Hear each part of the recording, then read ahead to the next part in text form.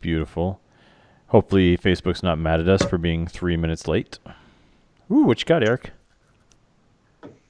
Same old, same old. The triple. The triple threat. Nice. The old trusty.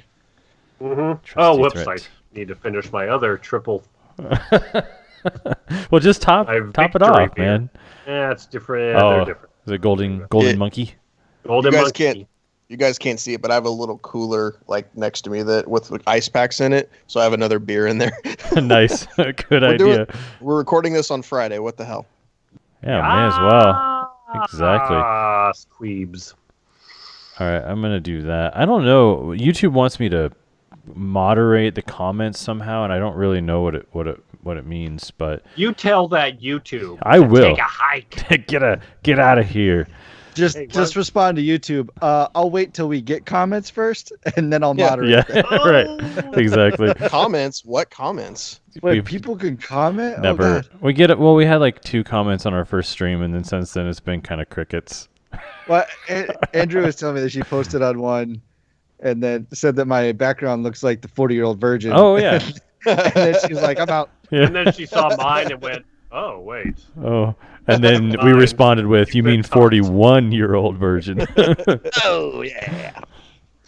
So I'm heading towards 60-year-old virgin. Getting there. Hey, did anybody else get one of these today? No, mine didn't come. No. How Oh did yours no. not get there? You're like 4 hours away. I don't know. Oh, that's brutal. Well, maybe we should wait till next week then to do our unboxing, or Brian can have his own unboxing. Is it all the same thing? It is not all the same thing. Oh. So we should probably wait. Okay. So right. tune in next week, folks. Amazing unboxing video. Yeah. I hope you like 2-week-old Taco Bell guys. Well, I'm not. You got a dried up chalupa. Well, let's see. It would have been in your mail guy, so I doubt they do like independent mail delivery. No, like like there's your route guy, and then there's like the one guy who's got packages. no, and like my girlfriend has the mail key on her keyring, so I called her like an hour ago. 'Cause she was down coming back up, and I was like, "Hey, can you check the mail?" And she goes, "Oh yeah, I actually just saw him leave." But I don't know. I've been having trouble with the mail. I've had like packages from like several different like retailers. Like I'll get this message on the tracking, like no access to your location. Like, what? The mail guy comes in every day to the mail room. So, but then stuff showed up like days later. So I don't know.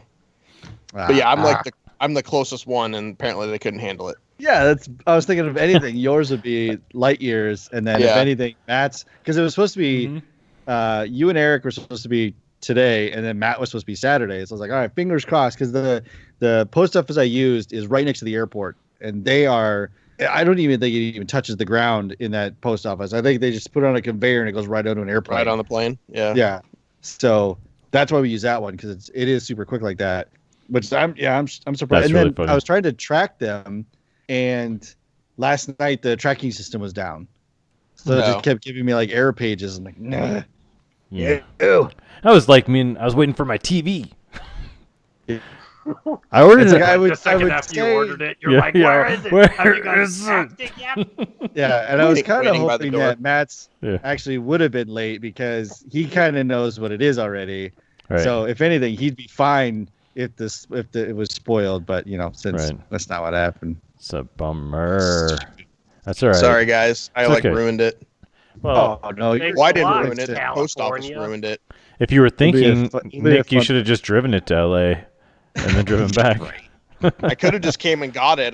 Don't have a lot going on right now. It's true. Thank So- God for Matt. He's so like, much hey, so- you want to work? the white claws. Right? Are you sick of bandanas yet, Brian? A little bit. Yeah. All of the videos I had Brian cut were like giveaway videos, and the prizes were bandanas, different colored bandanas. So it was like, this week's a blue one, or this day's a pink one. So it was fun though. But apparently you didn't give me all the bandanas. You got some too, Well, right? I kept it was going to be too Choice. much of an explanation to tell you what I needed on that one. It was just going to be easier for me to just clunk through it. But I kept the pink bandana one. So Nice. yeah. So it's Nebraska has their big rodeo next week, so they're promo videos for that. So Oh, nice. yeah. Did I do You gotta okay? go Did big I? red for them. Yeah. Well, they were going red and blue and pink. But you did great. They're awesome. They're fantastic. I don't know what I did wrong. The white balance between the two cameras is so off. Like, I don't even know what I did. Like, I did not see that It's in the same camera. isn't it? Yeah, and that's the thing. It's the same camera. It was both set on daylight. It was set exactly the same settings. But then I noticed today, towards the end of the shoot, because I'm not using. Okay, here we go. A long explanation. So I usually record to a monitor, and my HDMI broke. Oh, go ahead. Yeah. No, I'm gonna keep going. Good night. And anyway, so I'm not need using the another White Claw monitor for for this. another one. And anyway, and I noticed that the white balance actually on the B cam, it looks like it was set to -2 on the black and like +1 on the green or something like that, which would explain why it looks so wonky. So somehow the color temperature got mapped differently, even though it's set to daylight. So it's gonna be a pain to color these things, but I gotta do it tonight because I gotta stay up all night because I'm going back tonight. Can you Not not? Not it coloring. Yeah, right. So you can't just put settings on one of them and across the board, just like one setting won't fix it all the way? In Like the you have to camera go or in editing? in the editing, in your footage. Right, because I could theoretically if the white balance was exactly the same on both cameras, but because I messed it up. No. I mean to get the one to match the other, and then from there. Yes. So once I get them actually matched up, I can just copy those settings and paste it onto the next clip, so it'll be fine. Yeah. So tonight's smoking odd tip: don't let Matt use two cameras. Right. Well, it could White have been the balance. glass, Tell Matt too. to check his white balance. Yeah. Well, see, that's what I'm wondering too, though. Hey, but they're dude, the same. And also, Yeah. check your white privilege, Yeah. not just your white balance. Not All just your balances matter, Matt. Make sure All that balances your, matter. but also make sure that your privilege is balanced. In the force. And also, Matt, when you're running a B cam, Yeah. make sure it's rolling for all the funny stuff. What? Yeah. Well, No outtakes, huh? we did, but when you're directing and operating camera and you're rolling, you're doing the sometimes audio someone's like, and- "Hey, could you, whatever?" And you look over, and then the camera's there, and you miss some really funny stuff. I did miss some really funny stuff with the B cam, so it was not as exciting as it could be. It just I'm made the gonna buy you cuts less another enjoyable. tripod for Christmas. Okay, thank you. Well, I wanted it to be handheld though. I have it. I just wanted to go handheld. But you're right. It made me think if I do it again, put it on the tripod, get it framed, start rolling, make sure I'm set, and then pull the camera down. I think that's how I want to do it. Or I think you should get a mech suit yeah, so that it's got both cameras mounted on your shoulders at a distance, and they're like arms everywhere. And when you look, it looks like Yeah, basically there are gimbals that do that though, that you can that use your eyes as your directions. So I could do that, but have one connected to this arm, Yeah. and then have. I'm going to need you to go to an Army surplus, Mhm. buy an Apache attack helicopter, no big deal. And then Yeah, attach buy- cameras Buy to the it. look mount system and just put a Yeah. camera where the guns are. Yeah, problem solved. And then Right. just fly in that Apache everywhere you shoot. No problem. Easily done. I don't see what the big deal is. Yeah. I'm not sure. Or get a Black Hawk if you have to, or a Little Bird, whatever. It doesn't, Anything. Just- I don't see the complication. I'll get on that. Well, I mean, it's already a stretch. It's already a big step in the business to be having you edit things for me. And I did I ask thought you were today. going to say using two cameras. No, yeah, well, that was a big step. Yeah, it is getting tiring though. Like kind of doing it It's a lot all. for one person. Yeah, Two cameras, lighting, sound, and I and got directing, and you got to lav make mic, sure you're boom. getting your coverage. Yeah, it's a Yeah. lot. Shooting Rough. B-roll, all that kind of stuff. But You need to get one of your little nephews in there to help you. explain to my 5-year-old nephew the importance of keeping the camera steady. Yeah. Yeah, And Idiot. white balance. Right. What's your f-stop? yeah. Shutter speed. What are you? Oh, Hey, what how are many you frames at? per second? You're not at 56. Yeah. Come on! What are you at? You wide open You're not over even there? shooting on Is it 4K. heavy? Yeah. Is it heavy? Oh, you want a juice box? You can't have a You juice can't box. have one. That'd be a pretty funny video. You just freaking out on your nephews. Like if 5-year-old. they know it's a joke and Yeah. they just go at them. He's got like the camera just in the ground, but the lens straight down, just like trying to get ants. I'm trying to No, film it'd the be ants. funnier is your little nephew yelling at you. Yeah, yelling and at telling me. you. I mean, I screwed up the white balance. Yeah. Yeah. Well, yeah, no, it is. I imagine it probably is helpful, like having someone help you cut some of that stuff, because I imagine it does get tiring doing everything. Well, yeah, absolutely. I mean, considering I don't quite have the time just yet to really, to edit everything. But now that I've gotten a taste for what it's like to have you cut things, and also now that the band's back together, it's I don't know if I'm gonna want to cut everything anymore. Yeah, it's much easier to load a Duramax. Here, you deal with it. Yeah, pretty much. Yeah. Export literally everything back to me. Thanks a lot. Yeah. Yeah, Send it back finished. Thank you very much. yeah, and we're good. I've done enough of these. Have fun. Yeah. But they're loving it. Client is super happy, like very, very That's happy with it. So yeah, they're Good. totally digging it. I was in Lyman today shooting more. Limon. Limon, Nice. Colorado. Yeah, about an hour and a half away. It's kind of adorable down there. It's a cute little Colorado town. I don't think I've ever been to Lyman. I've been to Yeah. Yuma. I think I've been to Lyman maybe for a baseball game or something back in the day. You know I what? don't know. Maybe I. Yeah. Did we run there. Maybe. Nico? I would- was trying to remember. Was Lyman is that up towards Fort Collins? No, It's it's straight south. south. Central. Yeah. Right? Yeah. Oh, it's pretty much yeah. like I think directly we did south one from here. time. Yeah. Yeah.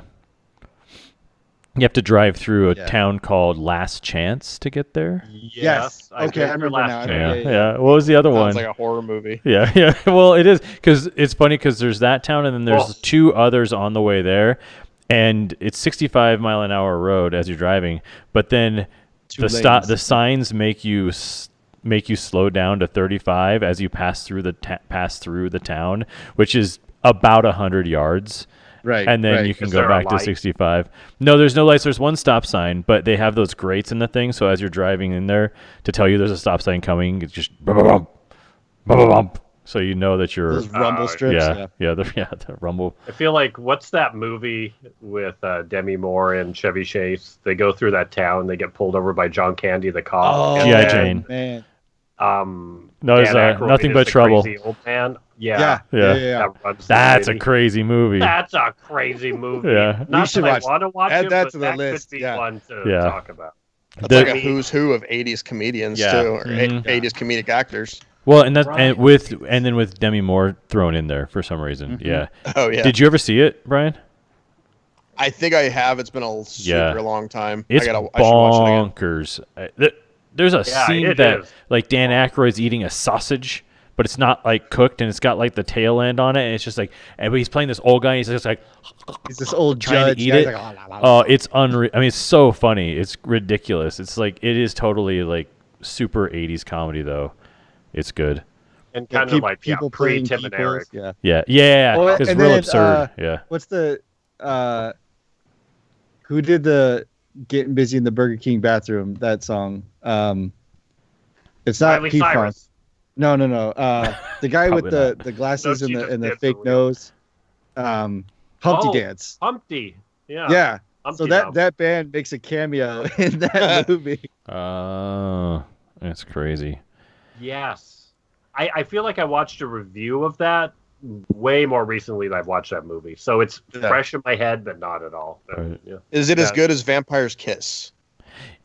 It's better. It's different. It's a real more movie, cohesive, kind of. and Well, it's yeah. definitely a comedy. It's meant to be a comedy. It's meant to be a comedy. Yeah. Yeah. Is Yeah. it easy to get through though? I feel like is it like I don't really is it remember I it. know that characters when I was a make it tough? kid, I've watched it like 50 times. Yeah. Huh. Yeah. Yeah. Well, because it was on Is it- HBO oh, when we were weird. kids. Yeah. Yep. Oh, Yeah. well. So when well, no, HBO. but wait for it. When HBO did its free things, we didn't have it when I was a kid, but they would do those free runs. Yep. And then one time, cable. You had cable. I forgot that you didn't live in the city. Yeah. I got Fox Yeah. when I turned. We had Fuzzy Fox when I was in 4th grade. Fuzzy When Fox. Simpsons started, Yeah. we could watch a fuzzy kind of Fox, and then we 'Cause- got Fox proper in when I was in middle school. Were you using bunny ears the whole time? Yeah, Wow. antenna, but the antenna was crappy, so we only got the VHF or UHF, whichever, Yeah. the non-Fox and UPN. What became UPN? Yeah. Did you have to add tinfoil to it? Pretty much. Yeah. Now my dad was like, "I don't care. Tinfoil is too expensive. Yeah, you get 2 PBSs. Shut up." Yeah. You get PBS and PBS Spanish. What else do you want? You learn a you new want language while you're at it. We had 4 channels, but we had 2 PBSs. Yeah. And one was just like 5 seconds behind the other one. Yeah, so how you much- get back- how much Pretty Ken Burns can a all guy the watch? same programming. Yeah. Oh, Civil War's on again. Yeah. Cool. 12 hours of Civil War. I tried to watch Vietnam I didn't recently. want to watch Cheers. I couldn't do it. I think that he's a master, and I love jazz, but I don't know why. I was just not in the mood to watch him. I mean, that's a great thing. Just to live. Ken Burns. I mean, I love jazz as much as the next guy. No, I do. Zero. The- But I just couldn't watch it. I can watch 40 hours of jazz. No, I've seen jazz. It's good. I watched it on VHS back in the day. But the Vietnam War was like, I don't want to listen to letters home. It's just not. I'm not in the mood for that. What's the? Do they just play a electric guitar instead of the fiddle? What? You know, where they play the fiddle for Civil War? Was it just like? Yes. It's just CCR all through it. Yeah, it's brutal. Hey, Along the babe. Watchtower. Yeah, What's pretty up? much. Yeah, Ugh. the thing that all Vietnam movies What's do. happening, chickadee? I don't know what the- Nick, did I I just was- see you drink a groovy. 7-Up and then a LaCroix? Sweet and then It's clean. fine. I'm just making sure I'm not. I didn't think I was that drunk yet, It's but entirely possible. Well, Yes. before that happens, so we always talk about how did this movie get made? Not in the case of Mother, but what we're saying is a movie like Nothing But Trouble got made, a movie like Vampire's Kiss got made, and a movie like Mother got made. All movies, all budgeted, all shot, all and couldn't be And more all different. released. Yeah, and all release exactly. But by a studio. Mother, I mean, we're all excited to hear what each other thinks about this movie because it's something that I've been a huge fan of for a long time. I know Brian liked it at least the first time. Don't know where you're at, Nick, but Eric, you just watched it for the first time ever. Finally watched it. I had heard about it, so I knew the whole allegory angle, Yeah. and I knew what it was doing. But yeah, I watched it, What'd you think?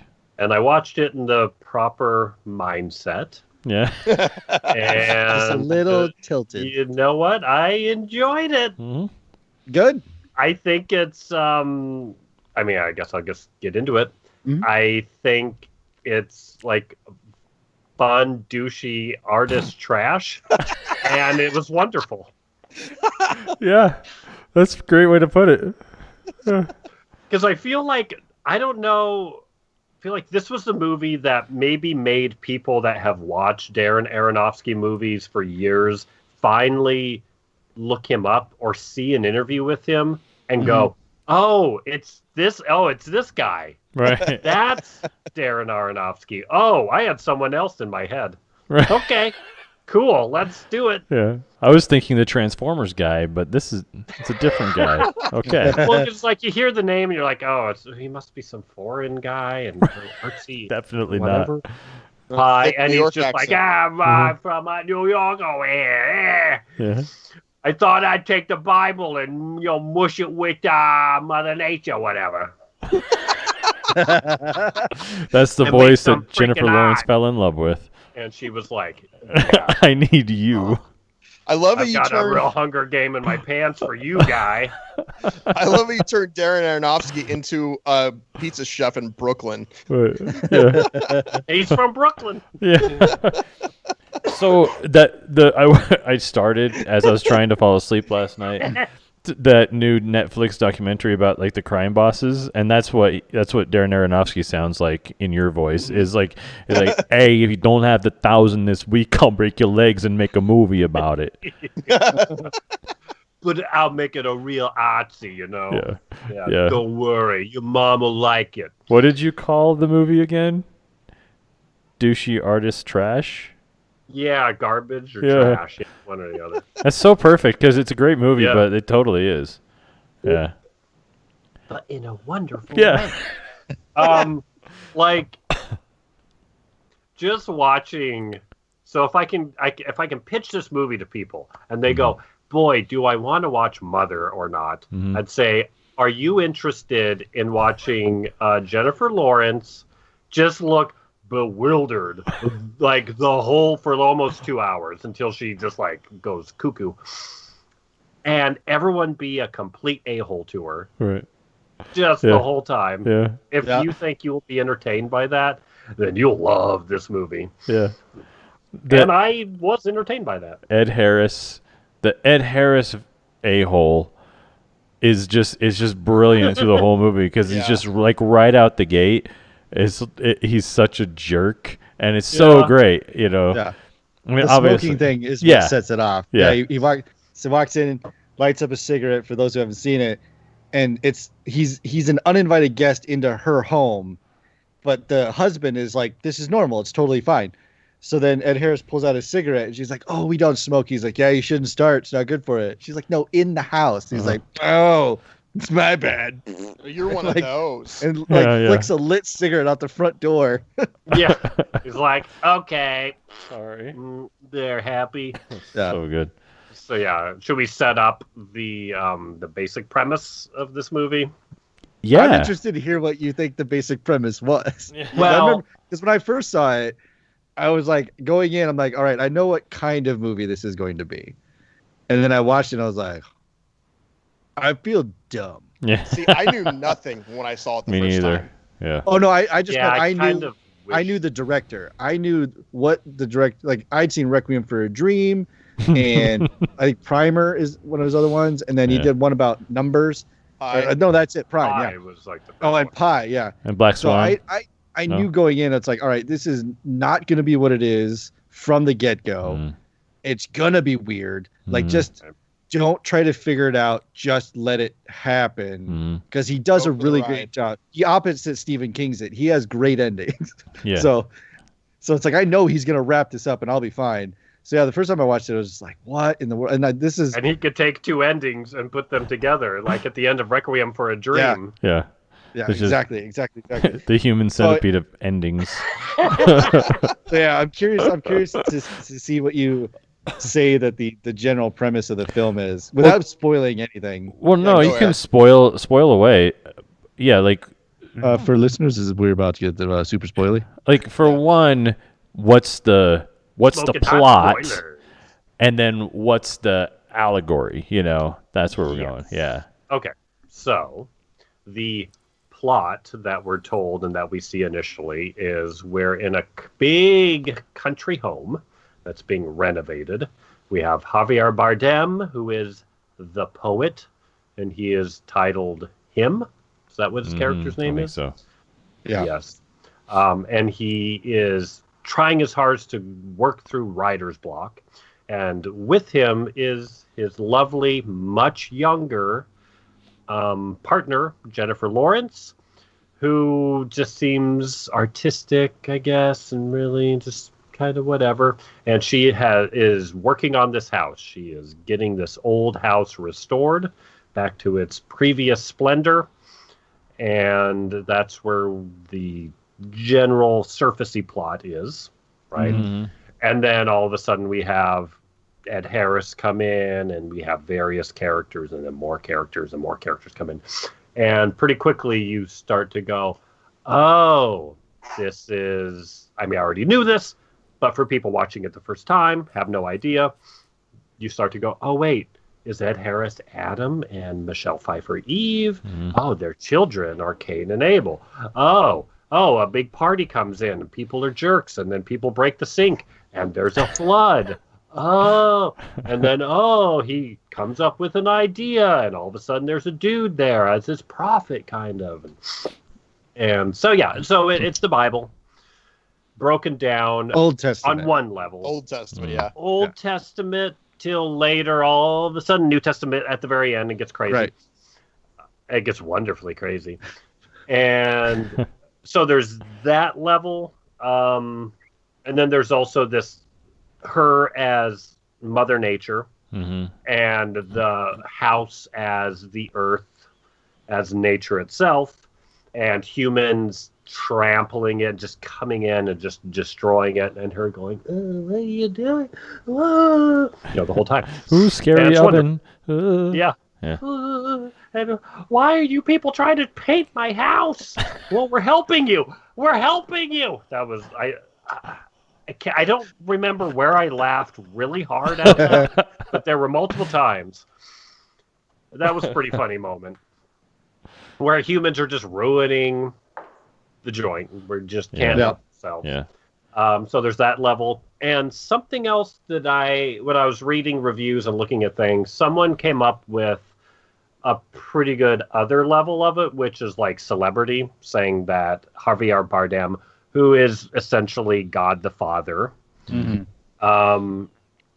it's like celebrity, and him wanting celebrity and just letting access come in everywhere and letting people just invade his privacy completely. And he's got Jennifer Lawrence as his partner going, not into this. And even with his kid, he just totally takes his kid and violates the kid publicly. And so that's something that I went, okay, you can apply that. Did Aronofsky mean it? Probably not. But no, I don't think he meant that. No. But it's a movie that I think if he didn't say so much about it in his press, people could argue about the interpretations and the levels and how much he meant forever. I think he probably does achieve that. So was think the that's baby one of the not good things. Jesus? I think it was. I thought that, the because you baby. said Old Testament, but I thought it was kind of like the story. Well, no, I mean it's old to new, because I you had think Jesus his new and sort book of like is the New destruction. Testament. I think I wonder if it's that, or I kind of put it as I think in general, yes, but maybe that's because he didn't pay attention to the Bible really. Because I feel like his new works comes more like as the Ten Commandments time, because that's when when Christianity, or not Christianity, Judaism really takes off, kind of. And then I feel like there's kind of this prophets thing that's happening, and then Jesus comes later. She gets pregnant, has the kid later. That's a whole nother thing on the surface plot, is this friction where you go, maybe Javier Bardem, does he want to have kids with her or not? There's trouble happening. That Michelle Pfeiffer's Eve character is drawing out of them, which is interesting. But yeah, I thought that it was that he was, so the kid was sort of like, then here's the birth of Christ, and then of course he's killed by the people, and then ushers in sort of like the apocalypse, basically. Yeah, and that's just turns everything, and then it's sort of but then it's like God decides that he can just wipe it all clean and start over again, which is basically what he does. Right. Yeah, and the movie bookends. Yeah. I think that the reason, there's a whole thing about when, mother goes, you won't even have sex with me. She doesn't have sex. She says something else, but we're live on YouTube. So, and I've been dropping the F-bomb lately, so I won't do it. I think the reason he's like, they don't really show him avoiding it that much, which I wish they would have built that up a little more. But I think the reason that he doesn't want to is because he's seen this all happen before, and he knows the whole having the baby sets off this gigantic chain reaction. Yeah. And then he has to reset the movie. He has to reset everything again. So I think that's the whole reason for the baby and not wanting to have the kids. I kind of think that's where he's going there. I think. Gotcha. Yeah, I get that. The knowing, but his eagerness still once the baby is born to go. I'll throw it to these people. Woo! Yeah. Who knows what'll happen? And like the over and over. Yeah. And the eating the baby is communion and all that. Yeah. Yeah. That's what I was seeing from it. Oh yeah. But Nico, what was your take? Yeah, no, like I said, the first time I saw it, I knew going in it was going to be a little bit of a press of the mind. You're going to have to know that you're not looking at anything from the surface. So for me, my first watch on it, I was so enamored with the passage of time and how that it didn't apply. I mean, it really didn't apply. Right. In that and in my second watching, I tried to make sure I paid attention to her wardrobe, because there's times where like her hair is in different phases, where it's up, where it's down, where it's long, where it's short, just to see if that was indicative of time passage. So that's what I was watching too. But yeah, the first time I watched it, I was so blown away by.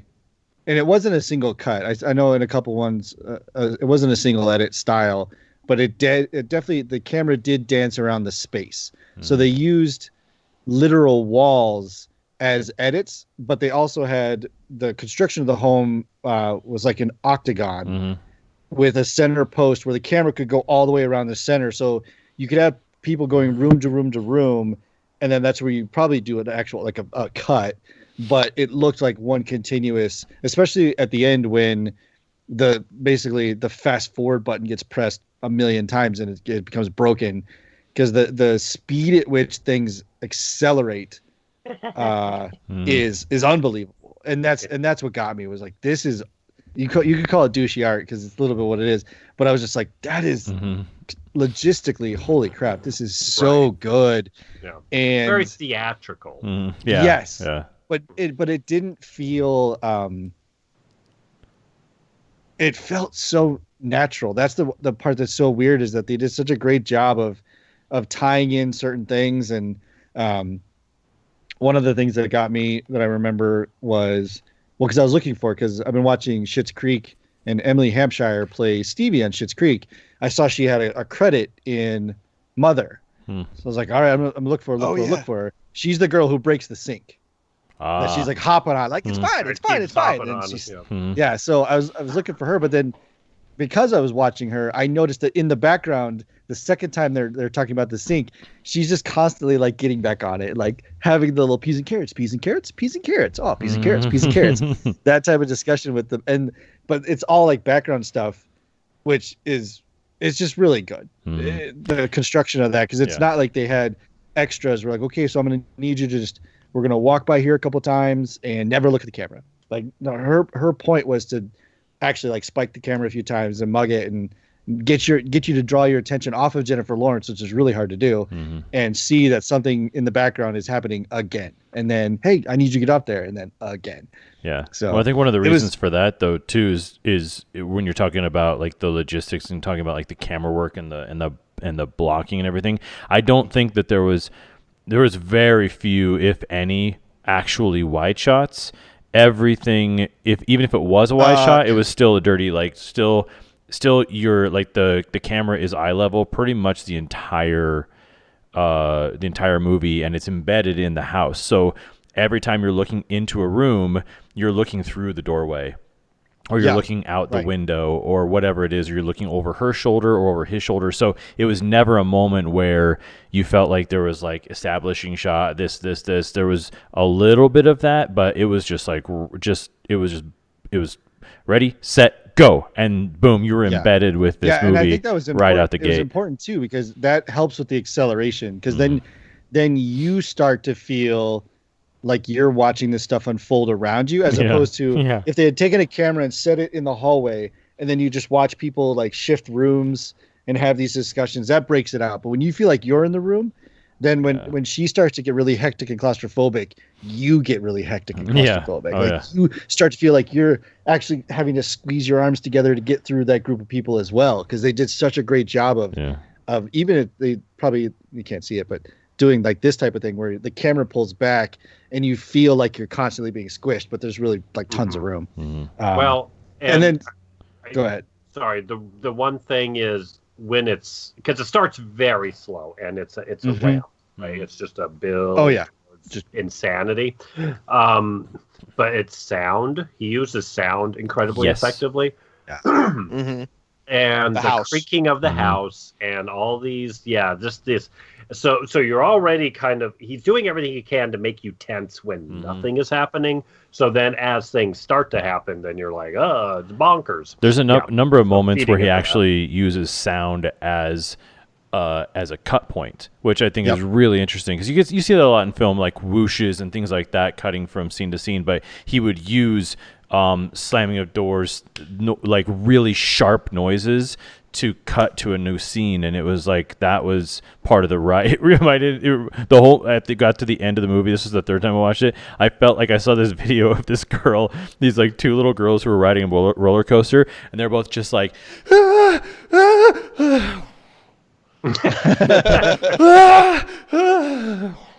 It was like that the whole movie, where you're just like, you're getting so crazy, and then you just kind of pass out for a second, and then come to, and you're like, we're still going?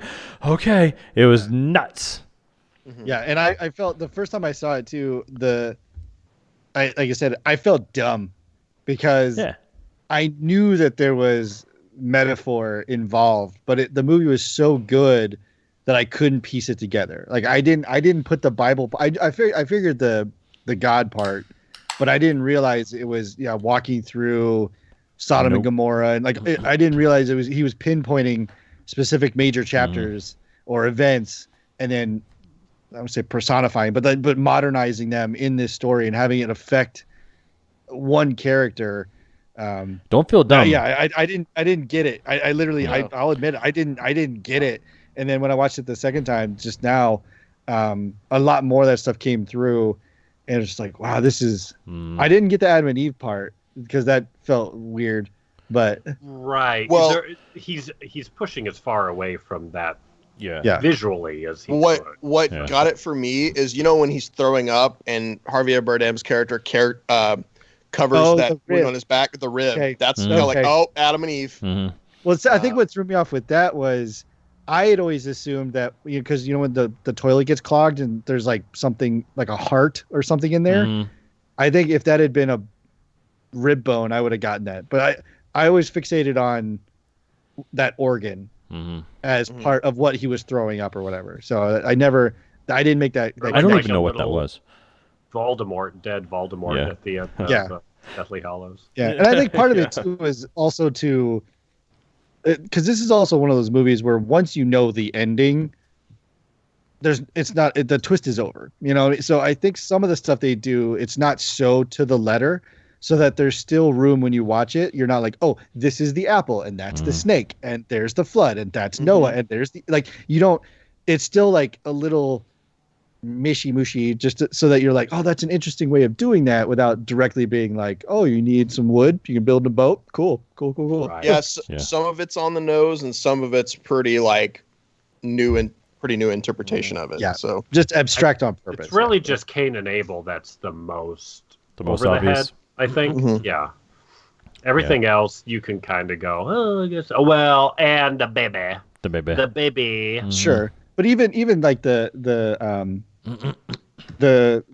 powder that she's drinking, it's interesting, and I still don't understand it because she knows that she needs to drink it when she's having her like crystal panic attacks, and then she also puts it in like the clay that she's putting on the walls to color the clay. So I don't get that. I don't understand that reference, but she also knew enough to be like, I'm pregnant now, and throws it away. So, and then, it's just like, I don't even know. I don't know what it was. Like I said, that's one of those things where it's just, I think it's been added to the movie to not make it so like 1-to-1 or clear straight across of just like, this is just a cool little nuanced weirdness that adds to the mystery of what's happening to keep it a little fresh and new. I feel like it's kind of almost just a red herring. Yeah. Also that. Yeah. But you would think that at some point in time she would be, or Jennifer Lawrence being who she is would be like, what is this? And he'd have to have an explanation. Or do you think I'm nothing sure there? He definitely did tell her like hey, what all of this. Don't worry about it. I told her the brown powder. I'm gonna get you a bunch of see-through linen tops. You're gonna be fine. The red carpet, babe. Brian, how many times have you seen it? I've only seen it twice. Yeah. I was I saw it in the theater. I watched it Tuesday night. I was gonna watch it again today, but I was just like, I don't know if I can do it. Yeah. How was the theater experience? The theater was amazing. Okay. Yeah. Matt, did you see it? No, I saw it at home the first time. I went into the movie not knowing much because I feel like obviously I don't think the studios knew how to market this movie. They marketed it like a horror movie, which now I have realized it is a horror movie, but it's like Hitchcock, Roman Polanski horror movie, like Rosemary's Baby style. Not Saw. Yeah, it's not a slasher flick. It's like horror in the fact that you're like on the edge of your seat, like your skin's crawling and you can't hardly sit still the whole time. Slash of Mother Nature, bro. It was just incredibly tense, creepy, and unsettling. It was like, Anthony Hopkins as Hannibal Lecter staring at me with that look the whole time. I mean, but yeah, the sound design that I said that out loud both times I've seen it. It's like, wow, the sound design is just like, the voice of God boom. Yeah, it's real so good. Like when we watched the movie the first time, like I was like, this is a really hard movie to watch, but it's also amazing. It's like it seems like every time, the two times I've done it, where it was completely my own creation out of my head originally that I wrote the script. That's I basically try to make something like that. Not the whole Bible thing, but like just that type of movie, creative, artsy, and douchey. All right. But yeah, I thought the movie, that's one of the most immersive movies I think I've ever watched. Like, it's not one of the one-shot movies, like that terrible movie 1917. But hey, how dare you? Hey, if that was not a one-shot movie, it wouldn't be a good movie at all. I'm sorry. How dare would you? Completely disappear otherwise. But well, now I gotta watch it again through that lens. But they obviously had to rehearse it and block it and stage it as if it was one. Yeah. But I feel like that's always kind of like Aronofsky's one of his many strong suits is because he always does a thing where like the poor Steadicam op has to walk backwards the entire time. Right. Yeah. Or immediately over the character's shoulder following them around. So I feel like that's it's something he does really well. But yeah, this movie is like you are along for the ride the entire time. You experience it all.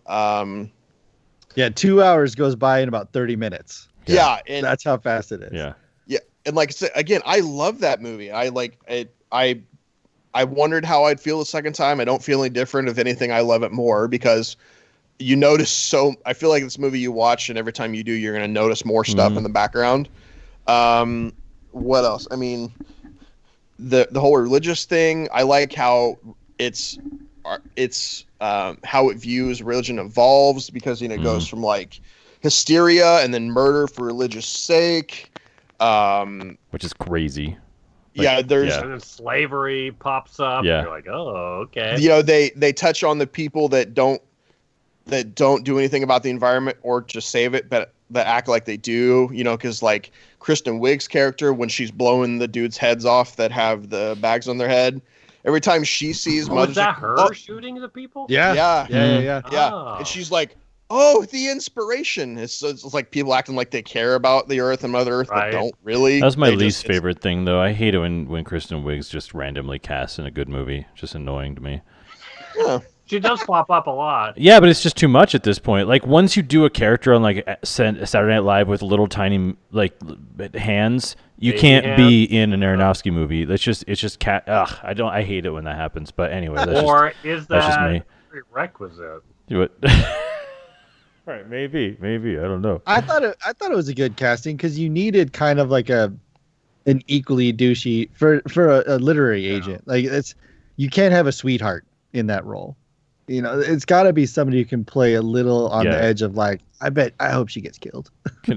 Right. Well, someone that you go, oh, this is ridiculous. Yeah, I think he was. Yeah, maybe.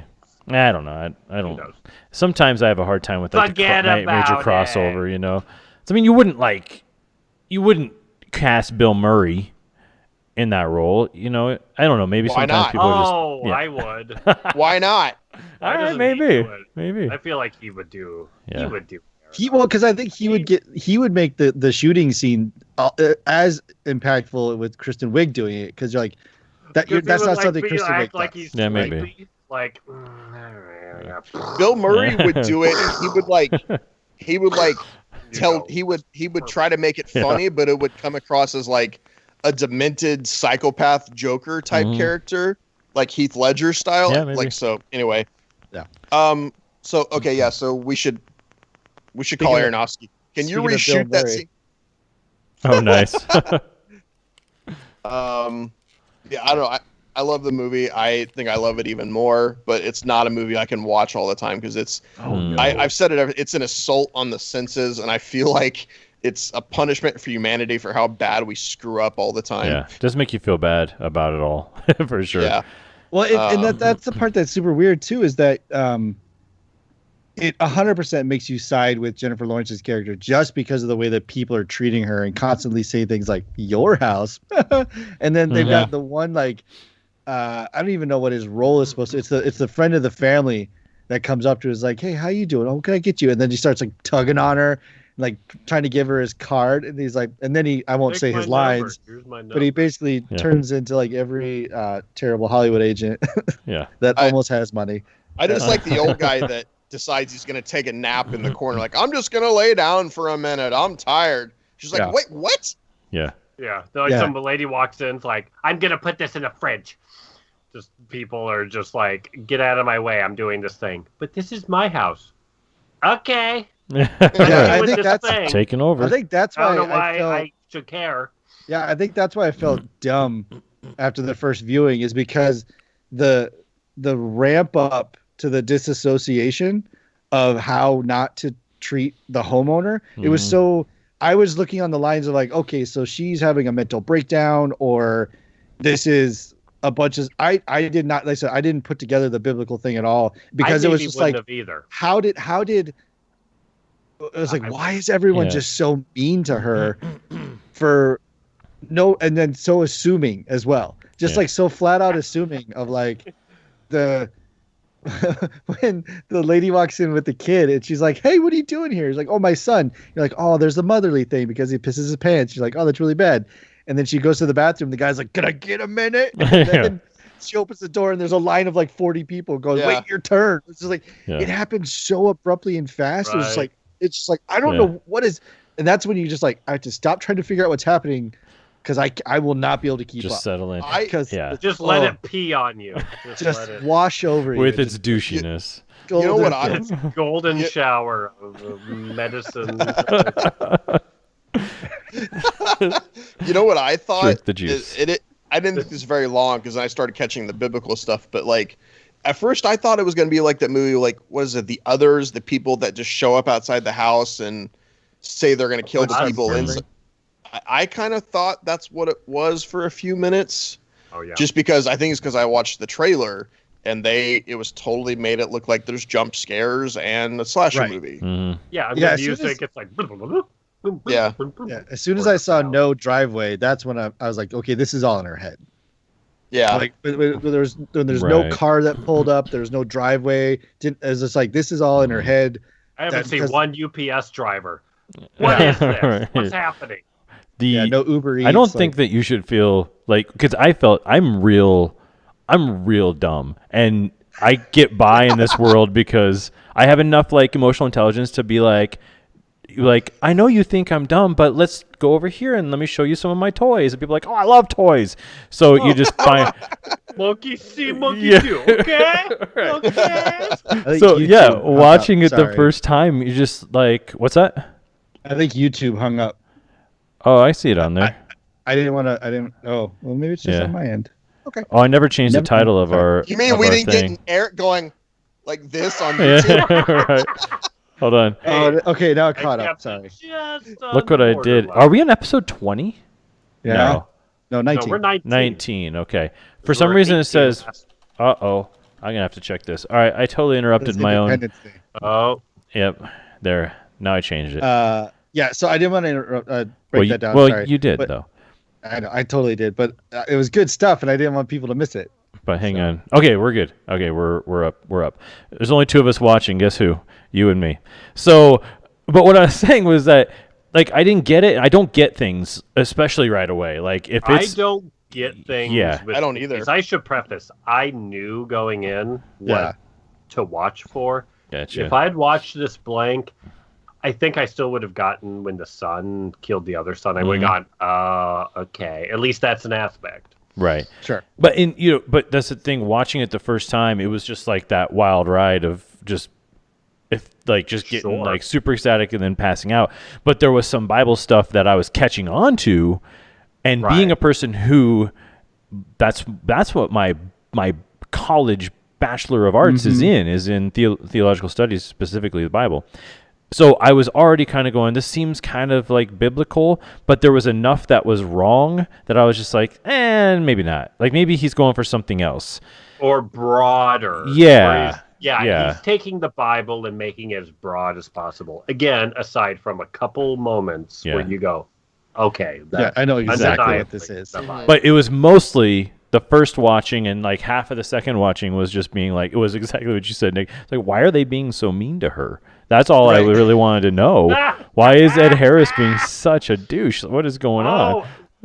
When Michelle Pfeiffer comes in and just like drunkenly cattily is just the biggest a-hole to her. Like about her underwear. I was like, this is great. Yeah, you might want to try harder than that. Michelle Pfeiffer being an a-hole in every movie. Yeah, she's great.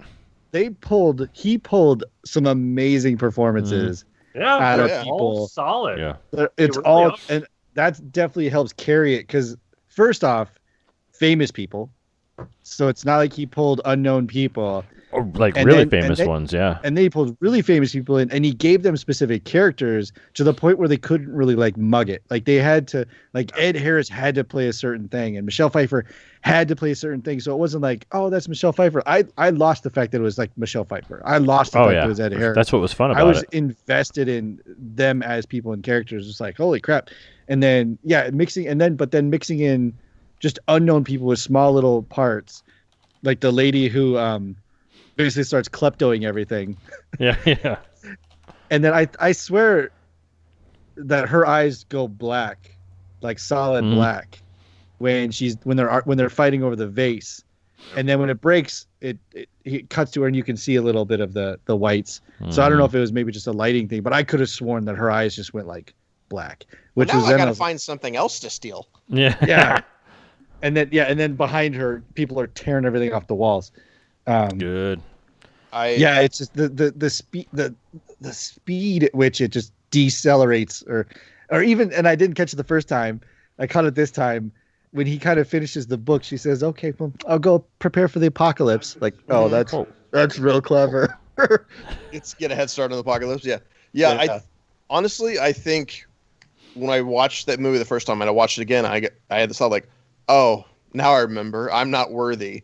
Yeah. Because this guy has such an understanding of creating tension and pace and evoking an emotional reaction out of audience, good or bad, doesn't matter, but a strong one. I'm like, oh, okay, well, yeah, I wasn't always the biggest fan of him, but I see him now. I was like, no, he's got like the Hitchcock thing going on. He understands some very deep things, and anyway, I don't know. Well, Black Swan was the one for me. I need to watch that again. Yeah, that was the one for me that did it. Where I watched that in the was theater. like, what? Yeah, me too. I've seen it a couple times since then. I mean, just like same thing where this whole time you're just going, why is everyone being so mean to Natalie Portman? It just doesn't make sense.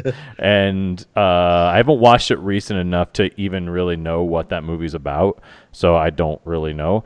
But I gotta watch it again. It's great, and but it creates a mood, it creates a feel. And I think that's what he's good at. He's good at whatever atmosphere, which is usually always tense and for sure. It's a definite. Like I'm not worthy. He grew up in New York. Yeah. Well, he's this Aronofsky is always the opposite of when I talk about movies that I'll just like pop on a Saturday afternoon and watch. Aronofsky is the opposite of that. His movies are, I'm going to need to find a couple hours, and I cannot stop in the middle of this. It's not a thing that's going to happen. I tried to watch it earlier this week, and I think it was like 11, or it was like 9 o'clock at night. So in my brain, I'm like, all right, 9 o'clock, it'll be 11 o'clock. This should be fine.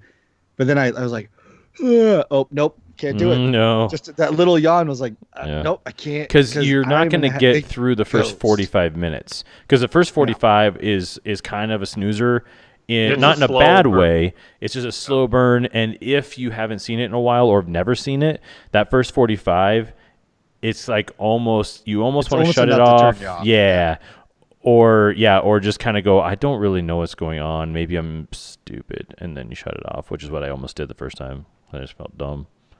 But hung in there. Got to the end. The Kristen Wiig ending is great. Well, it's not about feeling dumb. I think it's he.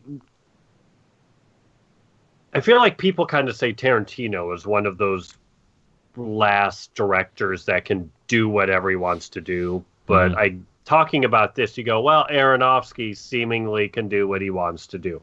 Yeah. Granted, there are other people that can do what they want to do, but they're more of a box office oriented people. Right. Yeah. Where I think Tarantino doesn't care. He does what he wants. Certainly Aronofsky does what he wants. It's not like a James Cameron who's going to release 15 avatars 7 years from now. Yeah. Is it 2 years. I saw the poster for the new one. It's December 2021. No, it's been postponed a year. Was it pushed back? Yeah. Yeah, they shut it down. Yeah. What does Not he make because a of movie shooting. every decade or so, give or take?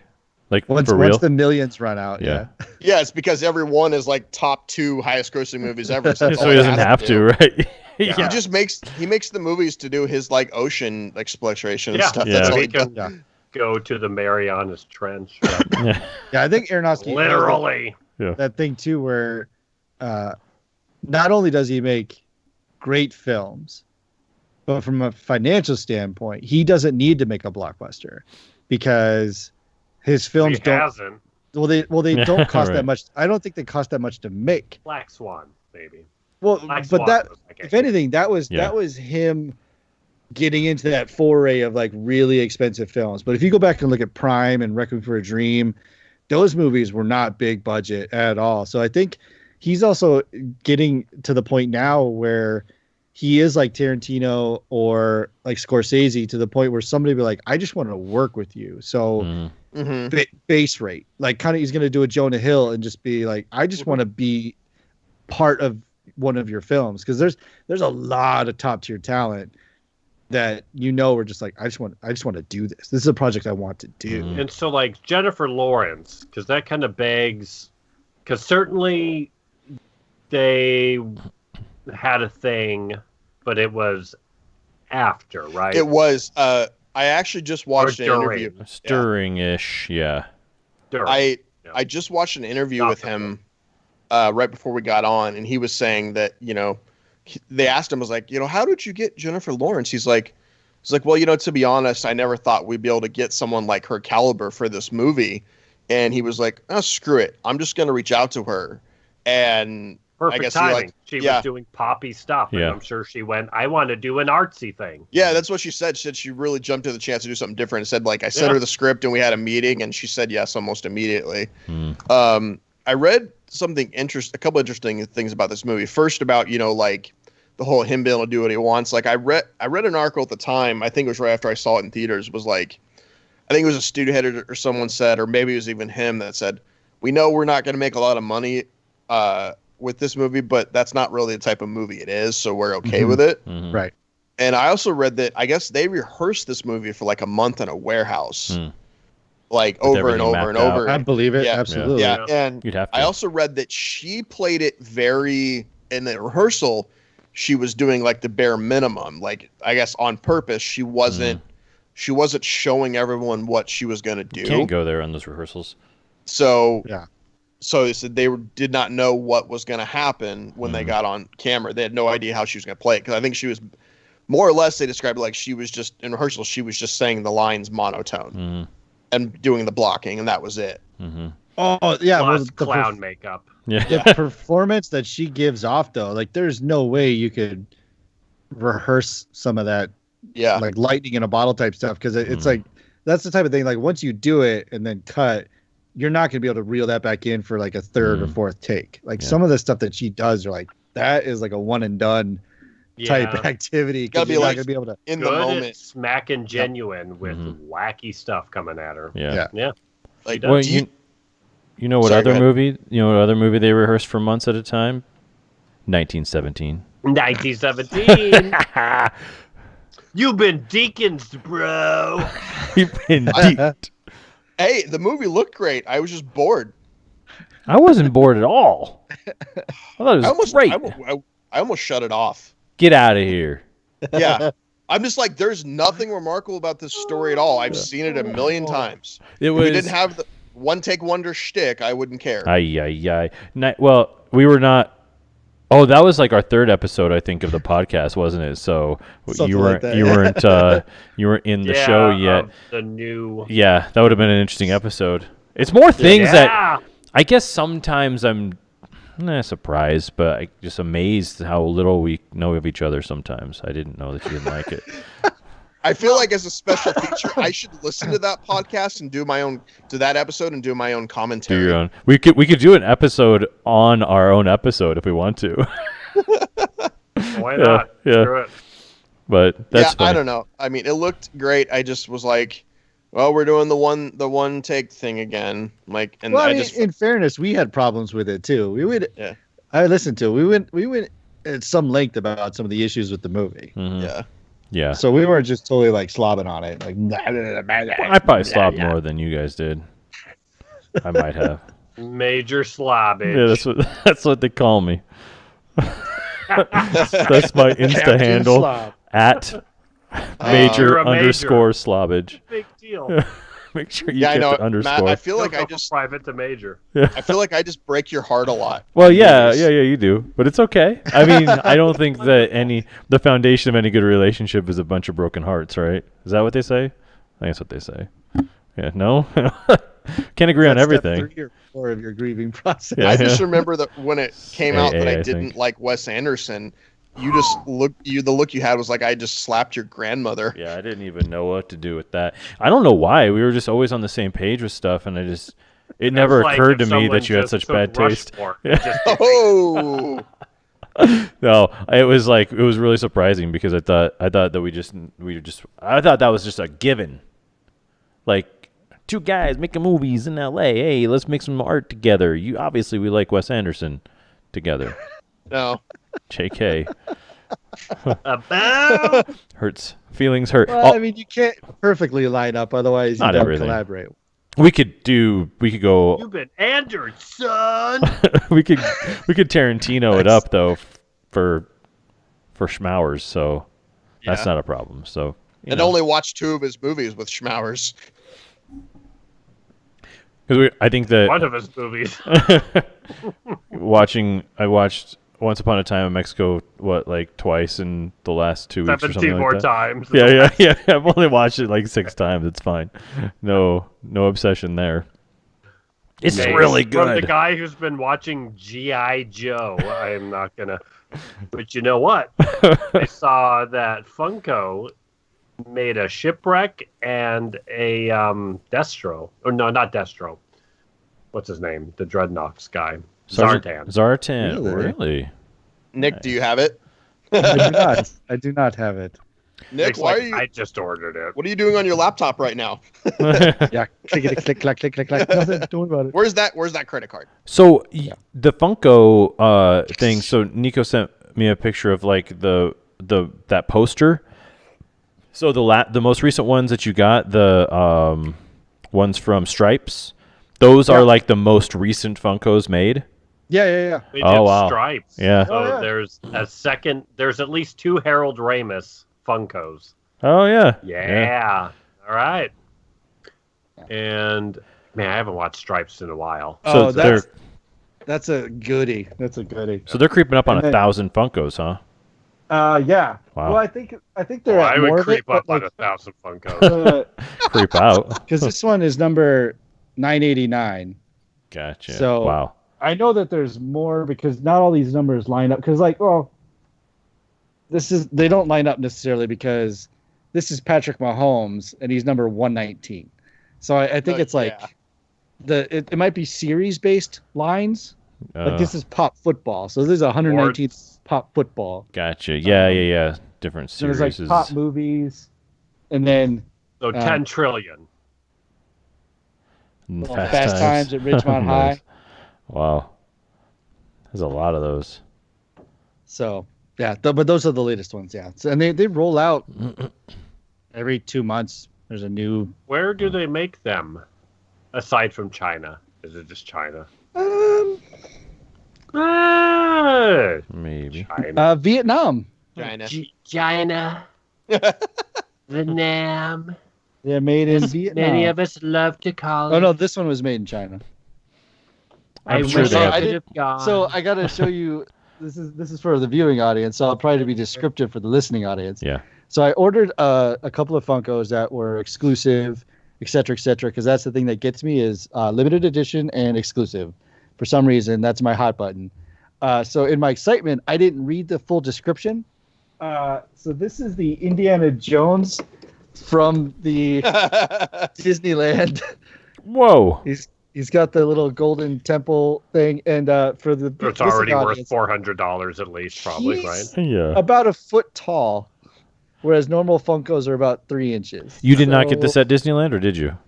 I did not. You ordered No, it. I had to order it. And you didn't know it was that big? Didn't give it away. Yeah.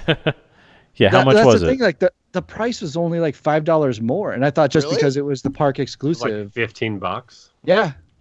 Somewhere there. Yeah. For so that? I thought that was just They're attributed pretty to like cheap. the park Yeah, exclusivity. I didn't realize Funkos were that cheap. Wow. It depends. They're It like honestly 10 to does. 15, right? Yeah. If you get them new and fresh when they Yes, just brand new current releases are anywhere from 10 to 15 depending on the detail level. As stuff dies out, you can find them for like $5. Or if you've got the Marty with the DeLorean in a box, it's $150. I need that. Good luck. I have it out of the box. lots of. I mean, I have an original poster up here that's still in the package, Wow. but it's like one of those ones that's flat on cardboard. Yeah. So, Dang. anyway, It's So, yeah, but the- an original the one price does from vary, but original release, like a theatrical poster. yeah. Really? Wow. That's cool. is that the Lexan so the light shines through it, or No, hold on. Yeah. Show us. yeah, open that box, make it instantly worth 50% less. What did you hold up, Eric? Sorry, I didn't see that. It was nothing. It was Absolutely something that I nothing. put coins in. Oh, which I should put those. I should trade those coins in for humanity. Oh, there you go. Wow. I've So- had this since my parents bought it. Oh, you never Like- took it out? Wow. No, it's still wrapped. That's Zemek cool. me, bruh. Yeah, keep that I'm pristine. gonna try every one of Yeah. those out. Yeah. See how none of them work. What's that here? Here's my USS Reliant Ah. that Khan absconded with. Yeah. You. And when he could have just left and found a safe harbor in the middle of nowhere, But that's not his exciting. rage, his need for revenge drove him Mm-hmm. to his end. Mm-hmm. He was like Moby Dick. Nope. Captain He was a Ahab. real Moby Dick. That truly was a Moby Dick. Since we're showing. Thank you for This is- listening to this on Audible. This is my like favorite little I shrink myself. Oh, wow. yeah, Hot the little Wheels. DeLorean. Oh, Hot wait. Wheels. Lift I it up a don't little see bit, it. Brian. Lift it. Lift it up a little bit. Oh. The way that you're sitting. Yeah. Oh, there we go. Nice. Doors flip up. What year does it say Uh, underneath it on the bottom? I'll be right back. By the way, Mother's a great movie, 5 out of 5. Absolutely watch it, but put the side together about 2.5 hours. Yeah. So Okay. moving on. Moving on. Oh, it doesn't. It doesn't say, but it says it has the genuine DeLorean branding on the bottom. Oh, so it's not. So it's a like. Maybe it's not a Hot Wheels. It's a DeLorean. Oh, I wonder if it was be a because that was Matchbox. one of those massively marketed cars, right? So maybe Yeah. it was just a toy that they made. Must be. Yeah, that they had made when the car was released. Yeah. That's cool. So, anyway, Be fun to have one of those. I will have one someday. Yeah. Yep. There's got to be a few laying around that are functional. Well, there was a. Are you talking about like an actual DeLorean? An actual DeLorean, yeah. Yeah, there was talk a while back about DMC possibly getting enough funding for a small pocketed release. Yeah. Knowing that they could absolutely upsell them. Oh, Of yeah. nostalgia. Could definitely sell. For sure. I mean, if it was a functional, decent car. I mean, I think it would have to be. yeah. It'd be great. Well, it's kind of like the new Bronco. Like my first car in high school was a '84 Ford Bronco, 2-door. Wow. Loved the hell out of that car. Bet you wish you would have held on to that one. Yeah. What's that? Oh. So this was when I did a crowdsource scene for Back to the Future, and I got the well, first I got a very boring scene, and then at like way later they were like, do you want to do the scene where the DeLorean's chased by the Libyans? And I was like, yeah. And so Yes, I please. did it, and it was like a nightmare. But so I Oh, wow. thing Nice. with the time circuits. I need that. I want that. That's really I good. I have miniatures of the DeLorean and the Libyan van, but Keep they're buried. showing. Awesome. Oh. They will show up back here. I need to They're- give you they're in the money plan. from my wallet for that. Hey, there you go. You got a buyer. I'm not kidding. Yeah, I have a friend out here who loves it, and I keep going, I need to give him one of these as a gift, like put it in a shadow box somehow. Yeah. But yeah, let me know. And I got another friend who wants it. Yeah, I need that. I have his address. Well, you guys know about my 30th birthday, right? Have I told you that story? Yeah. Yes, you were Yeah. in a What? Oh, yeah. fixed up DeLorean, right? So I have that, yeah. Oh, yeah, that was Souped pretty up. What do you call it? What do you call it when it has the time circuits? Timed up? Required. Camera Huey ready. Lewis. It's been Lewised and the news. I'm sorry, you're just too damn loud. I lost my glass, so I'm just gonna drink out of the box. You set it down. What it would be? I'm guessing you're left when you left. Outside. Maybe, yeah. Oh no, Freaking- here it is. Yeah, that's what I meant. You set it down right there. Found it. We're all in the same room. You just can't tell. Yeah, you can't feel us. I This want is to the do power a of the camera. live one of these days when everyone can travel and you can be back here. I want to do it like in my little studio area. Be kind of a cute little We all go live there? podcast. Yeah, it'd be super fun. From the FOMO location. Yeah. Yeah, one of these days when we can travel again, it's going to be fun. We're getting there. I mean, we can. And you when we can. can- You can come here. See each other's mouths in person Yeah. and touch each other. Yeah, it'd be fun. I'll touch Oh, your how much mouth will with my mouth. Will everyone just be like, the virus is over. Mm-hmm. Hey. Like just humanity will do Pretty that, much. right? I've already We're not had doing it. our- A zillion so- new babies. We're not doing our Economy listening will audience be any favors right down. now. Yeah, not really. They're fine. Yeah, I don't think we've talked about the fact that I did get it, but it's kind of a bummer Yeah. because now I feel like this was, when did I have it? It was in April. Yeah, mid-April. And now it's like, now it's too late. Like, I just got another test for antibodies, so we'll see where I'm at. Like, I don't know. I could probably maybe get it again. Well, I don't know. I mean, I think it's just like the flu. I mean, I would guess because I'm a doctor. As we said before, I'm really smart. So I would think that maybe, you know, if you have something, you have anything, right?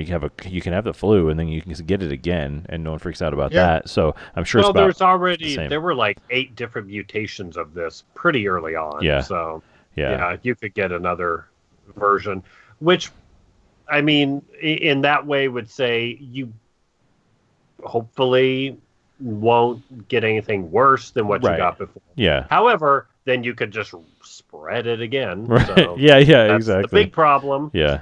Yeah. Is it just keeps a rolling. Keeps on rolling. It's very, what's the word? Resilient. That's the word. Do you have That's to a get word. like tests every Mm. couple of weeks, like for work or whatever? I got one this week because they're doing like a test on everybody who's had it. Basically, we're, assisting the world in, because we had so many cases. around here. Hotbed. Yeah, that it's a good way to see like how. Okay, so I was tested positive on whatever it was, say April 21st. So by July 21st, where are my antibodies at now? So it kind of gives us a little bit of an idea of where we're at. And it's all super good data. I never tested negative, and that's the thing. Like I never actually tested negative, but my antibodies were low enough to suggest that I was healthy. So it'll be interesting to see if this time if I do test negative or not, and where the antibodies are at. I don't want to get tested again because that nose thing is just real uncomfortable. It's not delightful. It's about 5 seconds of just terror. It's funny that they do that because we had to nose. get tested, and they went in through the mouth.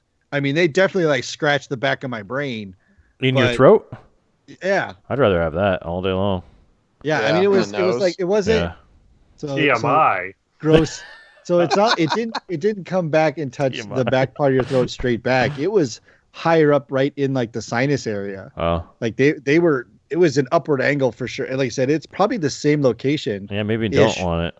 I don't know what I want. But it didn't last. It was like. Did they make you watch Mother while it happened? Did you have to watch the end of Mother? Oh, the baby's peeing. Yeah. Yeah, they're talking about, because we have like union Facebook groups and everything, and they're talking about one things they're going to do for people like me to go back to work is we have to get tested like once or twice a week, and it's gonna. I was like, oh no. IATSE? Yeah. Yeah. That's Local 700. Yeah. I mean, Local 700. you can have it, long before you get tested and test positive. So it's kind of like, I mean, I guess you would know, and that's good. But every twice a week, I would just be like, nah, I'll quit. I'm good. Yeah, does not sound fun. No, I'm not looking forward to it. But I feel like it's like the one time I had a nosebleed so bad I had to get it cauterized. Ooh. That's what I'm scared of. I'm like, I probably shouldn't put it to that level, but yeah, ugh, that hurt. My nose is never going to be the same. Didn't feel great. Did they stick something burning up there and like to cauterize the whatever the vein? Oh, it's not stopping. Sheesh! I got my finger cauterized. No, I didn't. I got story over. Hey, I had that thing. A hole poked into my fingernail because I jammed it playing baseball, and so it jammed it. But then it popped something underneath my fingernail, so it was filling with blood. So there's all that pressure.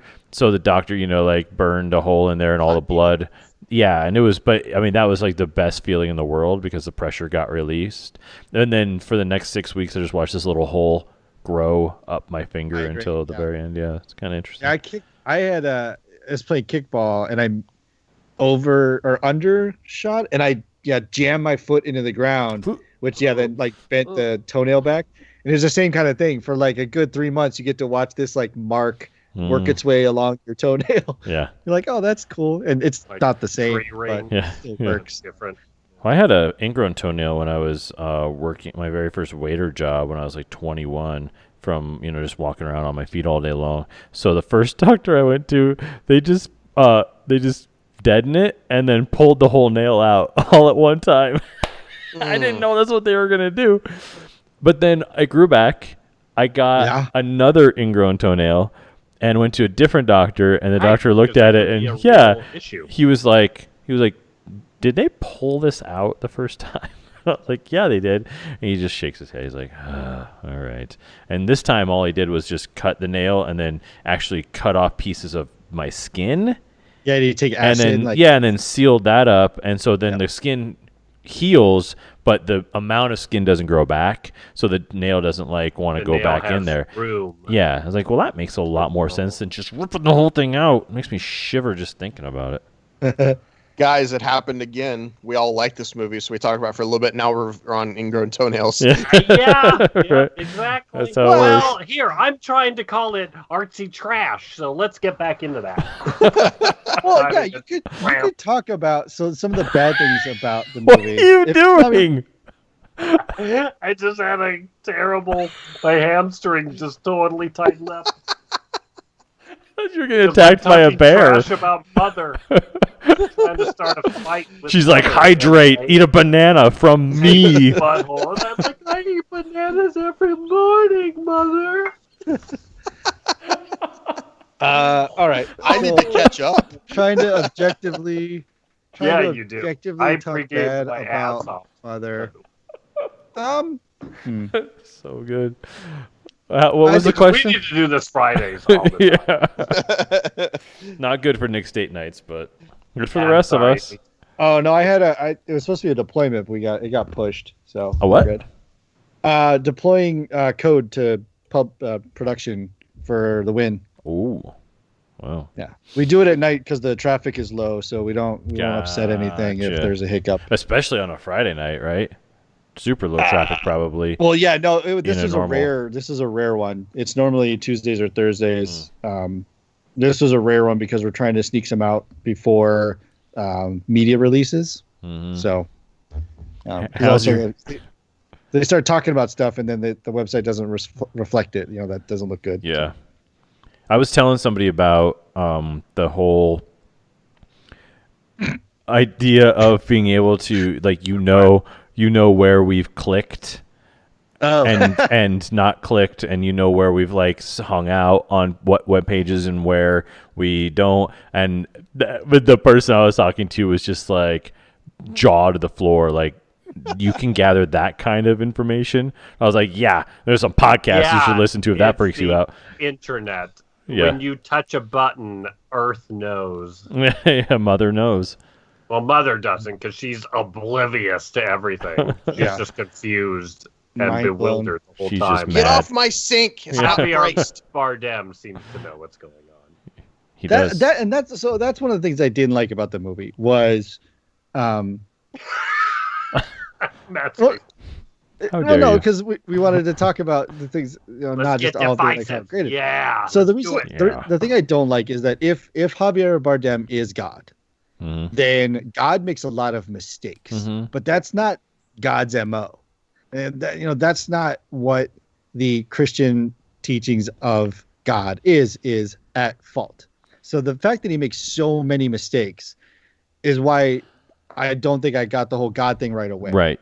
The way that I read it, though, was not necessarily that he was making mistakes, but actually that he is an absolute megalomaniac, that God is the ultimate selfish being because he created man for his own pleasure. And that's actually a little bit biblically correct, is that he created man sort of for his own pleasure. Man was sort of his crown jewel in the 7 days of creation. So the fact that he needed adoration so much and so badly to the detriment of the earth that he created, aka Mother, that he was okay with basically reliving it over and over again because he preferred the adoration over the death, because he could just recreate a new hottie to make a baby with, so he didn't care. You could have a bitchin' house that never gets destroyed, but it feels empty for him. And Right. he No, goes, but I guess that was the thing, was that unless they were trying to do this, but they didn't do all of them. But like, envy is one of the 7 deadly sins, right? Which is an eternally damnable offense. So That's not what biblical, is- though.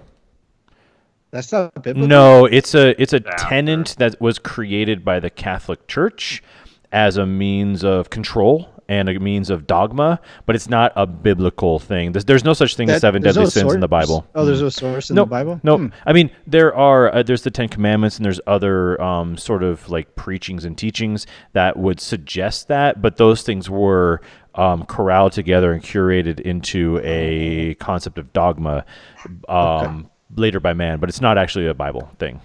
Oh, Yeah. never mind then. Yeah. Well, fuck me. There's no It's all 7 way deadly over my sins head. chapter or anything like that. Yeah. Well, see, this is where it comes in handy to have a degree in the Bible, is to be able to say, actually, this is what Finally. it says. Yeah. 40 years later. Yeah, 20 years. 20 years after graduation, 40. with $8,000 left on my student loans, I finally got to use. we're like tied. Really? $8,000? Technically, today, I was going to pay down to $8,000. Wow, nice. But now I'm going. Why bother? They can wait. Yeah. Well, It's a it's student save loan. it Right. and go the 5% chance my loans will be forgiven, 10 grand and under. I'll just hold on. Is that a thing? Just in case? Might as well. I keep seeing things. It's probably But not. like $85 a month, I'm not hurting. You know, it's just like whatever. I'll just pay it till I'm 60. Who cares? Yeah, I mean, that's where I'm you at. do that Yeah, feel like I'm using the degree. If I'm still paying for it, then I may as well You're use it. using it right now. On every 19th podcast, we'll whip out some Bible knowledge. Jesus me, bro. Hey, every time you want a fact, just say that. I'll drop a fact. That'll be our smoking hot tip of the week. Hey, grow your hair out Samson style. That's a smoking hot Bible tip. This I thing really could go like this version of Eric. Yeah, yeah, it's working. Yeah, we really need to do this on Fridays because this is what you'll get every time. So I did hear You're welcome. when they were when the baby came out and they were taking him in. It's just funny the way you I said love that. we're doing this movie. Yeah. We gotta really dig in here. Let's Well, do because it. I heard like when they had We're like, grabbed out that baby. And Jennifer Lawrence went, "No, you're not touching my baby. I'm keeping my baby." And Javier Bardem's just like, "I'll wait. I don't care." We'll wait forever. The passage of time isn't a thing in this movie. definitely not. Definitely not. So sleepy. I don't want to share my ideas. No, sure it. No, I'm It's just a kidding. baby. I'm just kidding. Boom. No, it's, I didn't catch it the first time, but when the baby comes down, there are multicultural, multi-religious based praises. Like one says praise Jesus, Allahu Akbar. There's all that kind of stuff that Then in you that see one stacks. scene, all of it happens. I never caught So that part. They actually it's say all really- that? It's Oh, it's there. It's interesting. really hard to hear though because You there's see, general like, crowd noise. Yeah, like she walks upstairs and there's like Islam. Bloop, Yeah. and then Yeah. keeps going. I don't know why Well, I yeah, didn't and catch then- that. And then they're even having like the Protestant revolt type thing where they have like the three different groups that are Mhm. charging in, and it's like, okay, so there's like Catholicism, but then there's the Protestants, and then there's like the Lutheran and the Martin Luther type thing, and there's all that kind of stuff that you're like, okay, I get the symbolism now. But again, at the time was just, what the Well, because it's SWAT team and Right. it's all modernly set, so yeah. it's not over the head visually. Right. Visually, it's not telling you really any of this. Again, aside from a couple moments. Mhm. So Well, then the you're sound having of to the- piece it You gotta together swim. If you're a kid that was the That went to death Sunday of the baby was like every Sunday. you could Gruesome. maneuver that so you don't get like the deep neck crack. I didn't need that. Yeah.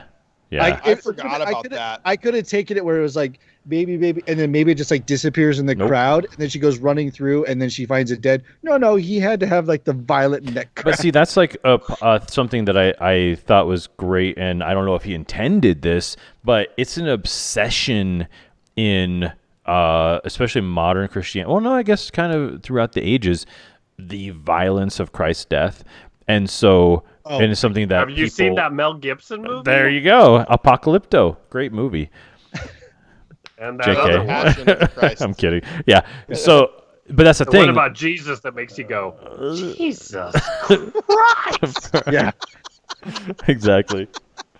But they love it, and that's the thing is that there's the violence of it is something that's like really reveled in, and so I think that's why that was Oh. there.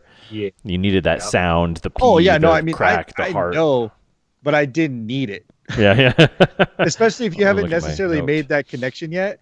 Then it's just like, oh my god, they Yeah, just yeah, snapped yeah, the yeah. baby's neck. Why didn't you Holy just kill this shit. baby? And Yeah. now they're eating it, but they seem bummed out about it. Yeah, that was, and then then there was like And then he's like, "We have to forgive them. We have to forgive them." right after she just got the Jesus kicked out of her. Yeah. Literally. Oh, that's what I called it. I called it creation baby to destruction in 2 hours. That was just like a wild ride of craziness. But it really is a gruesome representation of Christianity because we were talking about like the baby dying and then the eating of the food or the eating of the body and all that kind of stuff. It's like a very gruesome representation of sort of religion and the Bible in a lot of ways, you know. Oh, yeah. And just showing how terrible humans are, how God might be terrible, but strangely, the only thing we have in common is Mother Earth, and we're all destined to destroy it. Yeah. Everybody's, because I think it's, I don't know. Again, I don't know if he intended it, but it is this idea of why has God basically abandoned Earth? You know, like if God is this all-powerful being, why hasn't he come in and tried to save some of this? Like try to fix it up? Like what's going on? So I think that that's part of the allegory as well, that Mother Earth is kind of on her own and she's kind of at the mercy of these idiots because God's not going to step in and intervene. At best, he's just going to recreate it. That's the other thing that bothered me about the way that it panned out too, is because she says, or it's almost like at the end she understands that it's a loop, that he and that he knows it, because he says to her when he's pointing to her heart, he's like, "Is it still in there?" And she says yes. So it's almost like the whole time she was aware of the crystal, which is that what the powder's like, but that's not addressed really until that very, very scene where it's like she knew the whole time that the crystal on the it's like she was in on it, but then acted like she wasn't in on it. And that's what made it hard, I guess, was to make that leap a little bit. And that's, again, I'm just trying to find things that weren't necessarily fully gelling, but and then even at the end though, he sees her, he knows that she's going to go pop the oil, right? So, and he sees her, and when she drops it, he just kind of has this like, nope, not again. And that's, to me, that's like a fallible God thing, which is ungodly to be wrong. You know, like, I get that that's the message, but you know what I'm getting at though? Like, it's like, wait, so if he was God, how did he let this happen? But I think it's also, so it's like, we can look back on, say, Greek gods or Egyptian gods, and we can like look at their faults and look at their follies and look at them and say, oh, these are gods of human construction. Yeah, right. And I think, like, I think a lot of the world, but not America yet fully, has been able to look at Bible God in that same light, to go, Bible God is human. He has the same flaws as a human. He has he has vanity. He has these different elements that we all have. We don't fully want to go there yet with him. Zeus, whatever. Aphrodite, we can go there all day. Sure, yeah. But people aren't ready yet. But other people that can separate themselves or didn't have that, or already had that distance growing up, can go, it's the same thing. Right. So let's do it. Let's make a wacky art movie about it. Right. Yeah, and I think that would ruin the thing I didn't like. I think if you were to fix that, I think I wouldn't like the movie, because it wouldn't carry the same nuance with it of the fallible ending. And like if he was truly perfect, the movie would be boring. Yeah, true. Right. Yeah. So, but the Bible would be boring. Right. Well, yeah. The Bible's a mess. Right? I think that there is some significant coherence. I'm not saying it's a mess structurally. Right. But I'm saying the stories within it, everyone's a mess. Well, it's interesting the ability of, let's say, the modern Christian to sort of gloss over the violence of the Old Testament in lieu of the sort of the modern viewing of Christ. And so that stuff is really interesting, that is very simple, that there's all these kind of interesting things where it's like God's going to mark his people. Wait, why does he have people? Like, what about the rest of the world? Is God love? Right. This kind of thing. You know, why does he keep destroying all of these things because they're being, bad or whatever? So, and, sort of my take on it now, I don't really know what I could, like, how I would quantify or explain all of that as of right now. But what is interesting is that, Christ himself was love, was sort of an improvement, a human improvement on God the Father. Yeah. And so, but if you really dig into the teachings of Christ, he never doesn't, like, he always claims to be God. But there is an essence to the teaching that is basically in absolute contrast, complete diametric opposition from the modern Christians' viewpoint on literally almost modern everything. Christians have become the Pharisees and Sadducees that he would have gone, screw off, get out of here. No compassion. That's the irony. Like abject racism, just like a lot of stuff that go on in modern, let's just say modern American Christianity, that Jesus would just be like appalled by, not to mention the fact that Jesus was most likely a fairly dark-skinned Arabic person. And so there's just a lot, right. Just a lot of things about creation, about how basically all of the world came from that part of the world, that region of the world. Sure. Yeah. And we're somehow found ourselves thinking that we're superior to every other race. So it's interesting. It's I don't know how I'm going to tie that into Mother. Except to say, I think that maybe the idea, like you said, God is not wrong. See, that's another thing, is like God's not necessarily never wrong in the Bible, which is interesting. God is love. God is holy. God is perfect, rules. but also not. Yeah, but not. It's kind of like Calvin Ball. When you create your own rules, how can you break them? Yeah, exactly. Yeah. So. I wish that we were having this conversation an hour and 35 minutes ago, because that would have been good content, but we waited until now. Although I could splice it up. No, put it out there. Listen, anybody who listens to our stuff knows that. Hey, who wants to edit? Is that we get together, we talk about what we intended to talk about.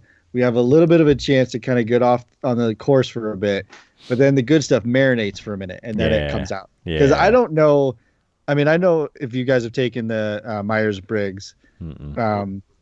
So here's another super tangent. So Myers-Briggs thing is it's a way of, it's psychology, but you've heard of the classic introvert, extrovert, that kind of thing.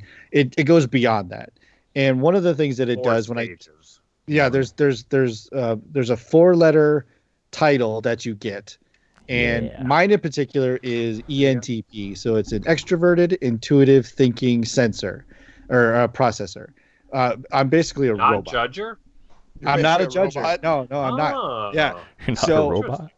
The way of they try to take what you do, and essentially what it does is it's a way that you get energy, which I know is like a hippie term, but like you can tell something that jazzes you up. So it's the way that you get jazzed up. It's the method you get jazzed up. It's the direction you take that energy, and then the way that you work with other people's energy. That's the 4 parts. So I don't know what we've taken, but my ENTP is essentially an out loud, upfront, at the moment brainstormer.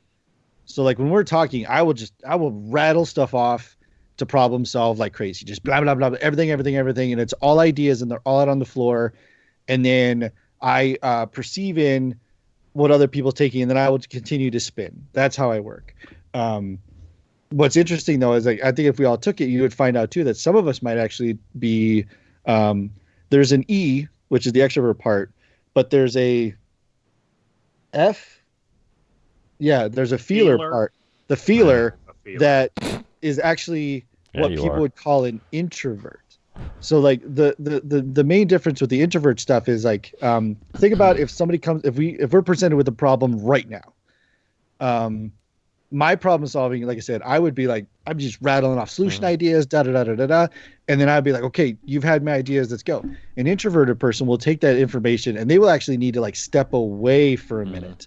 Let it take a hot minute. Yeah, let them kind of build it, process it, and then they will come back to the group, and bang, that's information.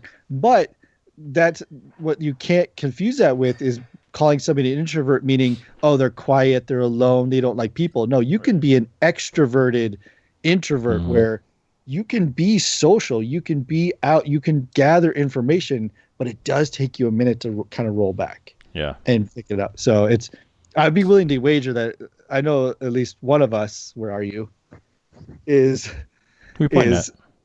On my screen, it would have been Eric right there. That right. It's the ability to be very social, be very public, very outspoken. But when it comes to problem solving stuff, you got to take a minute. You got to kind of have to process the hell out of it. And yeah, especially anything emotional, pretty much anything. And so when I was in theater class in undergrad, as an actor, it's like the worst thing because they want someone who just like jumps and goes, eh. And so my response, my natural response, I'm like doing everything in my brain when they're like, oh, this thing happened. And I'm like, yeah, I'm internalizing it. And they're like, we need you to show it. And I'm like, I'm thinking it. It's in me. And they're like, you need to do it. And I'm like, I don't get it. But then like my ex-wife, she's a person that's just like, I'll jump in the shower. The water's cold. You know? But she's like, she's that person. And for acting, perfect. That's good. Like, she's showing it all immediately so people can perceive it. But then I feel like when certain actors get to some point, they can get away with being that way. They can be that nuance. But not right. Well, yeah, it's the difference between like method and improv, really. Where an introverted person would be amazing at method. You're seeing a loved one get blown up in front of you. I mean, everyone would go. I would go, no matter who you are. But certain things, I think, it's just like that. I'm not freaking out. The introverted extrovert thing. It's gonna take me 5 years to really process. Right. Yeah. See, that's me. I'm like almost completely internal on everything. And like, it takes me a super long time to like form any kind, or like not to form thoughts, but to like figure out how to like take it from my brain and make it come out my mouth and not sound like, gibberish. Sure. That's why I usually have to watch the movies twice within a couple of days or the day of the podcast, or like it has to be fresh. And that's why I wrote a 7-page essay about Blade Runner. Cause I was like, I have so many thoughts, but I don't know how to speak them. And that's why I feel like sometimes when we're doing this podcast, I'm like, they're way more intelligent than me. I'm just like, the movie sucked. I hate it. Move on. No, 1917. I get people tell me all the time that that I frustrate them because a lot of the times I will get presented with a problem and then I will rattle off like 7 solutions. When they really just needed one, because you can only act on one, or not even one. Where it's like they're asking you a question that they don't want the answer, and you're like, "Well, here's 7 solutions," and they're like, "I want a stew." See, in a problem-solving situation, though, we would work really well together because I'm an extremely decisive person, even if the decision is wrong, or let's say even if it's not the best one. Here's the thing, though. So, for one hand, I believe that a bad decision or not the best decision is better than no decision. But also, that's not my natural inclination, or at least I don't think it is, because I don't necessarily buy into us having personality categories or disposition categories. And the reason that I don't is because I feel like I've changed my own personality, my own intuitions, my own abilities. No, that's addressed. Yeah, and I think that you can definitely evolve, because I was never a decisive person. I was never a leader. And I always internalize everything so much. And now I'm incredibly decisive and don't internalize stuff as much. I mean, I still internalize it, but I'm really good at processing and then just moving on. But another thing they did, though, still a thing that you are. I think that's still a part of your default. Processing and moving on. I feel like that still has to be something that's just right. And was already in. Maybe had to be unlocked, but another way they described to understand the types, because the other part is like with my type in particular, I am a tester. So like every time I get something that's like a test, I'm not only answering the test, I'm trying to figure out what the test is actually asking. Which if I said that to somebody, they'd be like, that's not a thing I do. Like, Why are you I doing had somebody in the room Right. literally be like, that is Right. so much effort. Like, don't, Yeah. that's, I'm testing what the test is testing. It's kind of like when But you watch why movies. are you asking this question? Yeah, Right. But yeah. but what I was getting at was a way that they tried to describe it for the non-test testers was, imagine everyone has you're in the woods and you know which way home is, and you have to draw a map. Some people will be like, I'm gonna point A to B every step of the, I'm gonna figure this map out all the way. Some people will say, I'm gonna let you draw the map, but as soon as we have the map, this is the map that we're using. Some people will be like, as long as everyone's cool that we have a map, we're good here. Mm-hmm. And then some people will be like, this map could be better. So that's the there's 16 different ways that the letters coordinate between And the, it's all on a scale.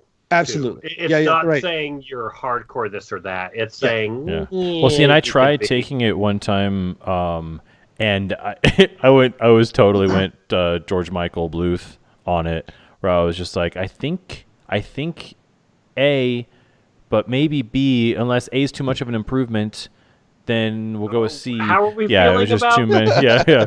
Is Where are D we still in the sitting? mix? Yeah. Yeah. It's like that. But isn't the way people process things is really I But interviewed that's a part guy. of it. That's Yeah. a part of your assigning. Oh, for of sure. what you think. I had this interview recently, and every question I asked him, it was the most labored pause, and it would just be like, okay, so for all you listening, there will be silence for a second. So I say, so tell me about a time that was really challenging for you and how you overcame that challenge. Tick, tick, tick, tick, tick. How old is he? Tick, tick. I don't know, mid-20s. But the dead silence would end with him going, this is so great. Could you repeat the question? Every time. And then eventually, Maybe it's just like super camera shy. yeah. No, this was an in-person interview. Oh. And then every now and then you'd ask the question, and it would still, and all this time would go by, and after he'd already asked you to repeat it, he would just go, I don't know. But like, I had a ton of compassion for him, and I was like, you can do the job. You're good. I feel like you can do the job, because some people, that's just not a thing. Like, Right. it's just not a thing. thing. That has Yeah. nothing to do with what his performance could be. Exactly. It has nothing do to do. understand. Yeah. You go, you guys you can all- get a really great interviewer. Yeah. That's horrible. Slick and terrible and all at their they job. know how to do is be slick in an interview, and they're garbage, and they'll never show up. And they go, but I'm great in the interview. You go, Sounds "Yeah, like get you've out got of here." experience. I feel like I'm going to explain some things about my personality right now and my intelligence level, because you guys got all these deep, places about this interview. What this guy, like, he's good at interviewer, but he's a shitty worker. I just realized, he's talking about a job interview, that he interviewed someone for a job, not an on-camera interview for like a commercial. Oh, right. No, I shifted into different So career that's mode for me. a second. So that's me. No, that's fine. No, that makes perfect sense, because I interview in I both need to jobs. refresh my. Yeah, refresh your pants. Yeah, undies. See, Yeah, no. You're completely in the right, because that would be my brain too, because that's what I do. I interview people, for the movies. That's all I do. So it makes perfect sense. So I was going other, like, job interview. That's what I was. We're just old people. Be It's thankful. still as funny. Yeah. You're still not quite as old as us. I Yeah, think you're a my youngster. thing is, like, it takes me, I internalize so much. I think that's what makes me predisposed to editing, is because I feel like I pick up on emotions just by, like, people doing, like, an eye blink or subtle, like, curl of their mouth or something. Like, I feel like I pick up on that stuff. Like, I think one of the most fascinating things about, like, film theory I think I've ever seen is, I think this might be on YouTube too, but Alfred Hitchcock, actually, which you guys all know, I worship at the altar of Alfred Hitchcock, because the dude was incredible. But he was talking about how people's reactions on film can be used. It depends on what context you put them in. Like, basically the example he did was like, there was like a little girl picking up a ball and looks up and it's supposed to be him there. And he has like this nice smile and it's nice and genuine. And it's like fatherly because they're saying, well, this girl must be his daughter or granddaughter. Right. And then they uses the same exact reaction of like a girl in a bikini and he gives the smile and it comes off creepy and weird, and everything. Yeah. So like, I feel like my strength is I pick up on that kind of stuff when I'm cutting something together. Like I've actually had this happen. I'll like, well, the reason I use this take is because this person is doing this and it makes me think this which in turn makes you think they're thinking about this when the person they're talking to, then, when we cut back and they go, huh? No. Yeah. So, but half the time I'm wrong, but it's just like I think that's what makes me predisposed because I'm like I feel like I'm almost like an almost completely internal person. Like if I ever have an idea for a script or anything, like that rolls around in my head for usually at least 6 months. Yeah, but the way that you put them out on paper are extremely vivid, and extremely well delineated and described and everything. Oh yeah, but that's because it's had the marination. Yeah, it's had that time to marinate. Like this other project I'm working on right now, I've been listening to this interview. It's like 3 hours long for the past couple days, like in piecemeal because I've been doing other things, and I'm like just taking notes and writing stuff down, and I feel like it's still processing, so I'm constantly having these like, oh shit moments when I realize what this guy is talking about and what this event that he's talking about happened. And I'm like, oh my god. So I feel like I've been having those all week. Yeah, because it's like it's rolling around up there. It's interesting because when you're at a place where you can sense at all. When you're doing that makes sense. Depending upon what your timeline is, depending upon what your turnaround is, like today or yesterday when I texted you and I was like, hey, I've got all this stuff that needs to get done by Monday or whatever, you knew the deadline, so your turnaround was super quick, but your work was still on the same level as if I said, hey, I need this in 2 weeks. Because I think that what we do as humans is we will rise to the occasion of, like, if I give you a half hour to do a job and Nick a half hour and Nick 2 hours to do a job, you're probably both going to fill that time. It's just a matter of how much time do you feel like you have to do it. And so I think that like the rapidity with which we make those decisions, it's something I don't think that quality ever suffers by the quantity that you're, putting out. Because I think the piece, like, whatever you cut for me, like the bandana piece, you marinated as long as it needed to, and it's good to go. But when you're talking about a 3-hour interview, yeah, you're going to need a couple of days to go through that and really let it settle in and stuff like that. I think that they're pretty equidistant. I don't know what that was all about. I just kept on talking because I thought I'd arrive at a point, and I never did. No, it was a good try. So I missed a lot of this. I just did it make sense? Well, so I have things. I have opinions, even though I missed most of it. No, that's not. The Broncos are going to be great this year. That's what I think. No. Our friend who is always so positive towards that next Broncos season. It's going to be great. Next year, baby. Matty K. Are you still listening, Matty K? He commented. Did he? Good. In Facebook? Yeah, on Facebook. Hi, Matty. Nice. I don't think anyone else is listening, so that's fine. But what I was going to say was that thought of whether you have, like, 1 hour or 100 hours to do a thing, and it really doesn't matter. It's just whatever the deadline is will get you to that end point, and the end point will be the same.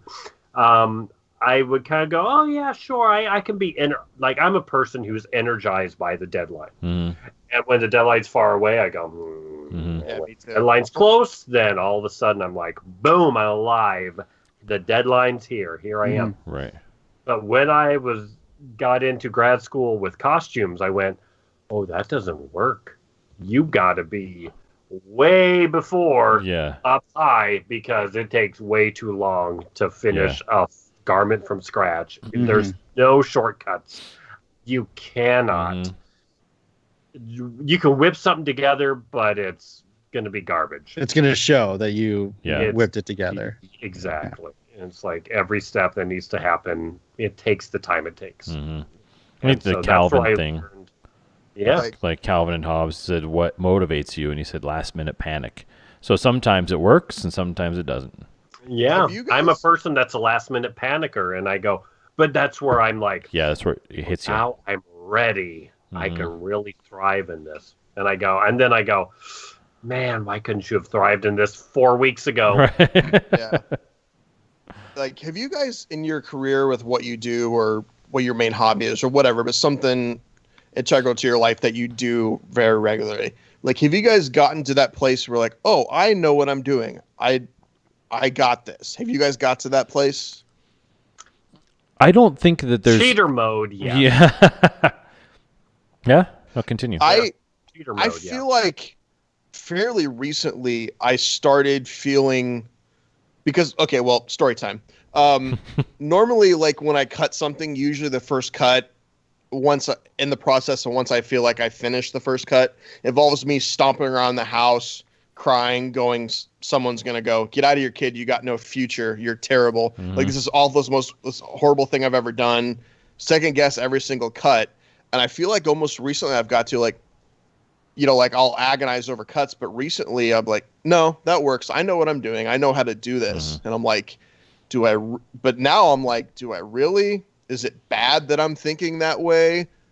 Holy crap. I'm terrified about that now. A little imposter syndrome. Yeah. Well, I think that is healthy, and from me in terms of like the kind of movie, like the kind of work that I'm doing right now. I feel like on the one hand, yeah, I kind of got it. I kind of understand the principles. I understand what I'm going for. I can tell the story. I can turn it over fast. Like there's a lot of elements of business as well as art that I think have really come together for me. So I'm forcing myself to try new things at every turn. So that's why like a year and a half ago when I started like the YouTube channel, I was like, I'm going to just make a bunch of stuff and just put it on YouTube and not care what people say or think, because I had to stumble through it and sort of like be embarrassed by my own scars, like as I continue to get better. And so I think the last 6 months of my work has gotten really on a really good level, but then I'm always trying to try new things so I can mix it up. But that's the thing though, just when I think I've got something down, I look at the video that I shot last week and I'm like, what did I do? Yeah, I know I wasn't even trying anything new. I was just normal. And I was like, why does her shirt look green? It's black. So it's just like that kind of stuff where I'm trying to maintain a humility in my work while also trying to try new things at all times so that I can expand my knowledge and ability. So I think that that's a good way to grow, I think. That's the best way to actually quickly grow. Yeah, I think you're doing the thing that you need to do to propel yourself. Like I, even on this podcast, have talked about this little side project I've done, the Star Wars short. And there's nothing. I go, what are you going to show for it, Eric? Nothing. And I've been working on it for like 5 years. And so that's the perfect example of a person that goes, I just want it to be perfect, versus a person that says, you know what, I'll put out garbage until it gets there. Yeah, and it's scary to do the garbage until it gets perfect, which, I don't know if it'll ever get perfect, because you watch a movie like Mother and you're like, all right, well, I'm never going to be that good. But maybe I will. I don't know. It's not whatever. Yeah. It's a... It's good. It's a... Well, I think one of the early on... Yeah. One of the scary expert things, level for sure. One of the scary things about saying that you're just going to put out some junk, and if it fails, it fails. I think one of the general fears is that people don't think they've got more than two good ideas. So if they have a good idea, but it's going to be garbage, then it's like, well, no, don't. That's I don't think a lot of people have the confidence that like you will develop better ideas. I was listening to one of my favorite authors, which I don't read, but Brandon Sanderson does I think we talked about him in the past, but he talked about failing like 20 something times. So he wrote 20 novels or some number like that they sent to a publisher and they're like, this is garbage. This is nothing. And it's like, if you think about how hard it would be to have 3 really good novel ideas, and then all of a sudden have to have 5 good and then 10 good novel ideas until you finally land on one, to the point where now he's got such a huge fan base that, especially in a creative work like that, to try to remember, I had 20 something characters that I essentially murdered. I threw away because the 21st one is the one that hit. Like, that's hard. And I don't think a lot of people are in a place to, in any field, to risk that one, the amount of confidence they've built on that idea to have it fail and then be like, oh, I'm going to pick myself back up and I will get a second or third good idea. That's I kind of one of the reasons why I kind of went my stuff. Why I went ham on like the video stuff was because of like past experience with making things, and like Brian and I had recently made The Guardian previous to that, and it was just like this unbelievably long process. And so I was like, how can I speed up the process and learn without having to make one project that's going to take like a year? Because I felt like it was going to get really hard to get to a point where I felt like I was going to learn. But also part of the reason why I jumped in so hard was like learning how to edit and learning like After Effects and Photoshop and stuff like that was because of the level of my peers already. Like Brian was probably like, you were probably like the biggest inspiration in that level, where I would just like watch you fly through cutting something, and I was just like, if I can't speak his language, I'm not going to be good at this ever. Right. So I needed to be able to be on your level to a certain extent to feel like I was. Talk to an editor. Yeah, I needed to feel like I was legitimizing myself in a way, and so that's kind of why I went off the rails and just started making things like crazy. Because it was like, I just need to understand like what's going on in the brain of the people that I admire. And so I think I got there to a certain extent, and then I asked Brian to edit some stuff, and he's still way better than me. So there's that. You were just like, just put in funny bloopers and then maybe throw the actual take in there somewhere. Well, I can do that. Yeah, you did it. Send. Well, but also, I think there's a beauty that certainly probably all directors don't have, but allowing a different brain to take over the thing that you thought it was going to be. And be able, I feel like myself, that's something as an artist, I think that I've finally gotten to a place where I can have that confidence to go, oh, let another brain take it over and let exciting things happen.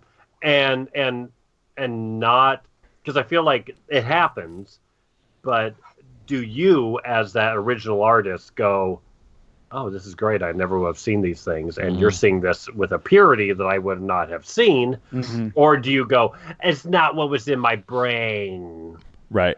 And what was in my brain should be, even if it shouldn't. Right. I think the one thing with my struggle I've been going for is like, I need to get more confident in that and trusting my decisions, because one, it's mainly based on, I have no time, I got to get this done, especially in television. And also the one thing I think I've been struggling with that I'm starting to be okay with, which I think is where some of this confidence is coming from that's scaring the shit out of me, is that like, well, if someone doesn't like the decision I made, that doesn't make it wrong, and it's okay. Right. So I think like it's subjective. And I think with like editing, it's like, some people say, oh, just put it together. I'm like, yeah, but like I'm putting like myself in this every single time I make a fucking cut. My voice. It can't not be my voice. Yeah. And like I feel like for a long time, like I was having this problem where I don't know why I'm getting so weird. I'm drunk. That's why. Go there. Go ahead. I like the weird. I kept thinking, I was like, wow, my taste is either completely wrong all the time, or it's just completely different from everyone else's. Because like I would do like this kind of stuff, and I'd be like, "This is the most amazing thing I've ever done. This is my opus." And they're like, "This is fucking awful. Recut the whole damn thing." I'm like, "Really? Okay. Well, let me just go slit my wrist first." See, I hope you remember that I say this to you. But I think what is really going on is, I think what's really happening is that you are opening up creative avenues in the viewer's mind. So when they see your cut of something, you just opened up creative avenues in their mind, and that's why they have other opinions about where it could go. Because if they had made the first cut, it would look different, or maybe it would look the same, because they have a narrow view within their own mind of what they want. They already did up here. Yeah. Like they've already mentally made that cut. So like even when you sent a video, when we were doing the morgue, like the scene with where Garrett finds the jacket, we didn't have an old washing machine sitting outside the location. That was in the script of goes to his old farmhouse and he walks up and he sees the thing and he opens up the old the old washing machine and there's his jacket, not his jacket. That was where the key was. Yeah. So we were on location and we're like, oh, that's not going to work. And then we found the alternate way for it. Where if you had, I'm trying to figure out how I was going to work this in there. It's you were married to the concept of what was supposed to happen, of locating something from the past in a part of his past.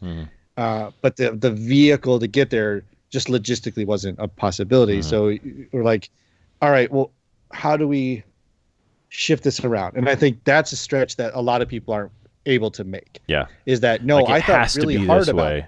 Yeah, I thought really hard about this because I need, like, later on there's a thing about there's a line about old washing machines or something, and now that line won't make any sense or whatever. Like not everyone is able to make that maneuver because they're so sold on the what they have created. Yeah. Well, yeah. And I think when you get too deep in a thing and your brain's been concentrating on a thing, you take all these steps in a direction. Yeah. And you forget that it's one brain's journey in a direction. And so when you bring someone else in that has fresh eyes and they're like, oh, no, my journey's over this way because as a fresh-eyed person seeing this for the first time, this is the direction it needs to go. And you who've been living this thing for months or years goes, no. And it's like that instinct isn't maybe correct because you're so trapped in it that you can't see the forest from the trees. And you need that outside person going, yeah, buddy, I get what you're wanting to say, and this is how you say it. This other way. Or what you're trying to say just isn't working, so we need to do this over here. Sorry. And that's how it works sometimes. Sometimes your vision just doesn't translate. I think the moral of the story is, Eric, just make the Star Wars movie now. Seriously. Because if it's garbage, it's garbage. But it's not going to be garbage. But, just let it out there. Just let it its hair down and let it fly. Yeah. I think. Well, just fly out here and shoot it. Okay. Let's do it. Done. We'll do it soon. And then Brian edit it. There we go. All right. Nick give input. Oh, yeah. Oh, we just made a Smoking Hot Nerds movie. All into it. With our capital investment, we're gonna make the Smoking Hot Nerds movie. Yeah, that's right. Oh yeah, how much money do we have in the account? We'll well, no, it's funny because we talk about committing to stuff. Like, so I don't have any tattoos, and one of the reasons I don't is because I will come up with an idea, and I'm like, I want that, and then if I can't say that for like 2 weeks in a row, I don't get the tattoo because I've had a bunch of ideas. But I can't settle on one. And like I've had 2 short stories that have been kicking around in my brain. Actually, is it 3 now? Yeah, it's 3. 3 short stories that just been kicking around. And one of your pitches at the end tonight. Yeah, and every time I think about it, I want to. It's my head says, well, that's not good enough. Like you wouldn't give that a 5 out of 5. Right. And that's hard for me not to be like, well, I don't want to do it if it's not at least a 4 out of 5. Like I don't want to go through the, especially since I don't have my life is busy, so I don't have unlimited resources. I'm not an unlimited resource hobby type thing. Like if I want to put something out there, it's not because I wanted to make it and watch it and be like yay and done with it. No, I want other people to watch it and appreciate it and enjoy it. So that's why like these ideas just like they'll rise up. I'll process them for a minute and I'll just push them right back down. It's like it's great, but then wait, if I change this, now shit, now I got to rework. But I think it's also has to do, and I think about this a lot. Up here, it doesn't do anyone any good. Right, that's true. But it's okay if all of these things that we struggle with and want to do and think about, it's okay if those things are just ideas, or if they just exist as ideas, or if they're just hobbies and it's something that you just get to when you get to it. Not everything has to be this big grand project. Things can just be like, it's okay to just hang out. It's okay to just relax, be like, oh, I wrote a little Star Wars stuff today and I'm good for 2 weeks. Like, those are all okay. I think we put a lot of pressure on ourselves to be productive and to wheel things out, when maybe that's just not really where our passion lies. Maybe our passion really does lie in other things. This is why I want to hang out with celebrities. I think I would be an amazing celebrity friend guy, because there would be no pressure to be like, can I have your autograph? Let's talk about your movies. I'd be like, hey, do you just want to like watch some TV? Want to get some shawarma? You want to get some shawarma? Yeah. Like, it would be amazing. Because you think about I'm going to go into this, what their life is like. They don't need another person just being like, oh my God. Right. Yeah, they also maybe do, though. They do a little. Maybe some. A lot of them do. Well, right. But they can get that. That's what I'm getting. Like, if they need that, they can go get it. But when they until it goes away, and then they go. Yeah, here's and then a funny. Javier Bardem it and burn the house down. Well, yeah. Here's a funny tie-in back to Mother. Javier Bardem's character is either God or a friggin' actor because of all the attention he needs. Right. Yeah. Sorry, all my actor friends, but it's true. How dare you? Sue me. Some of them are introverted extroverts, so. Yeah. So they know. I'm on the scale. And some actors think they're God, so there's that too. And some are. Yeah. Meryl Streep. Speaking of Meryl Streep, have you guys ever watched Big Little Lies? No. The HBO TV show? No.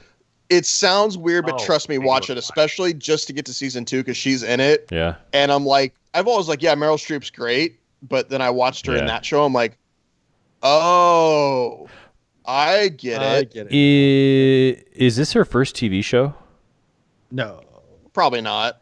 Oh, because it's recent, In a very though. long time, at least. Yeah. Yeah, it's recent, yeah. though, because I don't think she's done TV. Or, I mean, if you can even call Not it. my She may have. memory. It's not even she technically may have, TV, so. In 1981, maybe. Yeah, I don't maybe. know. Yeah, she probably did it when she was young before she was Meryl Streep. Right. She's got a great story that she told on the Graham Norton show. Do you guys ever watch Graham Norton?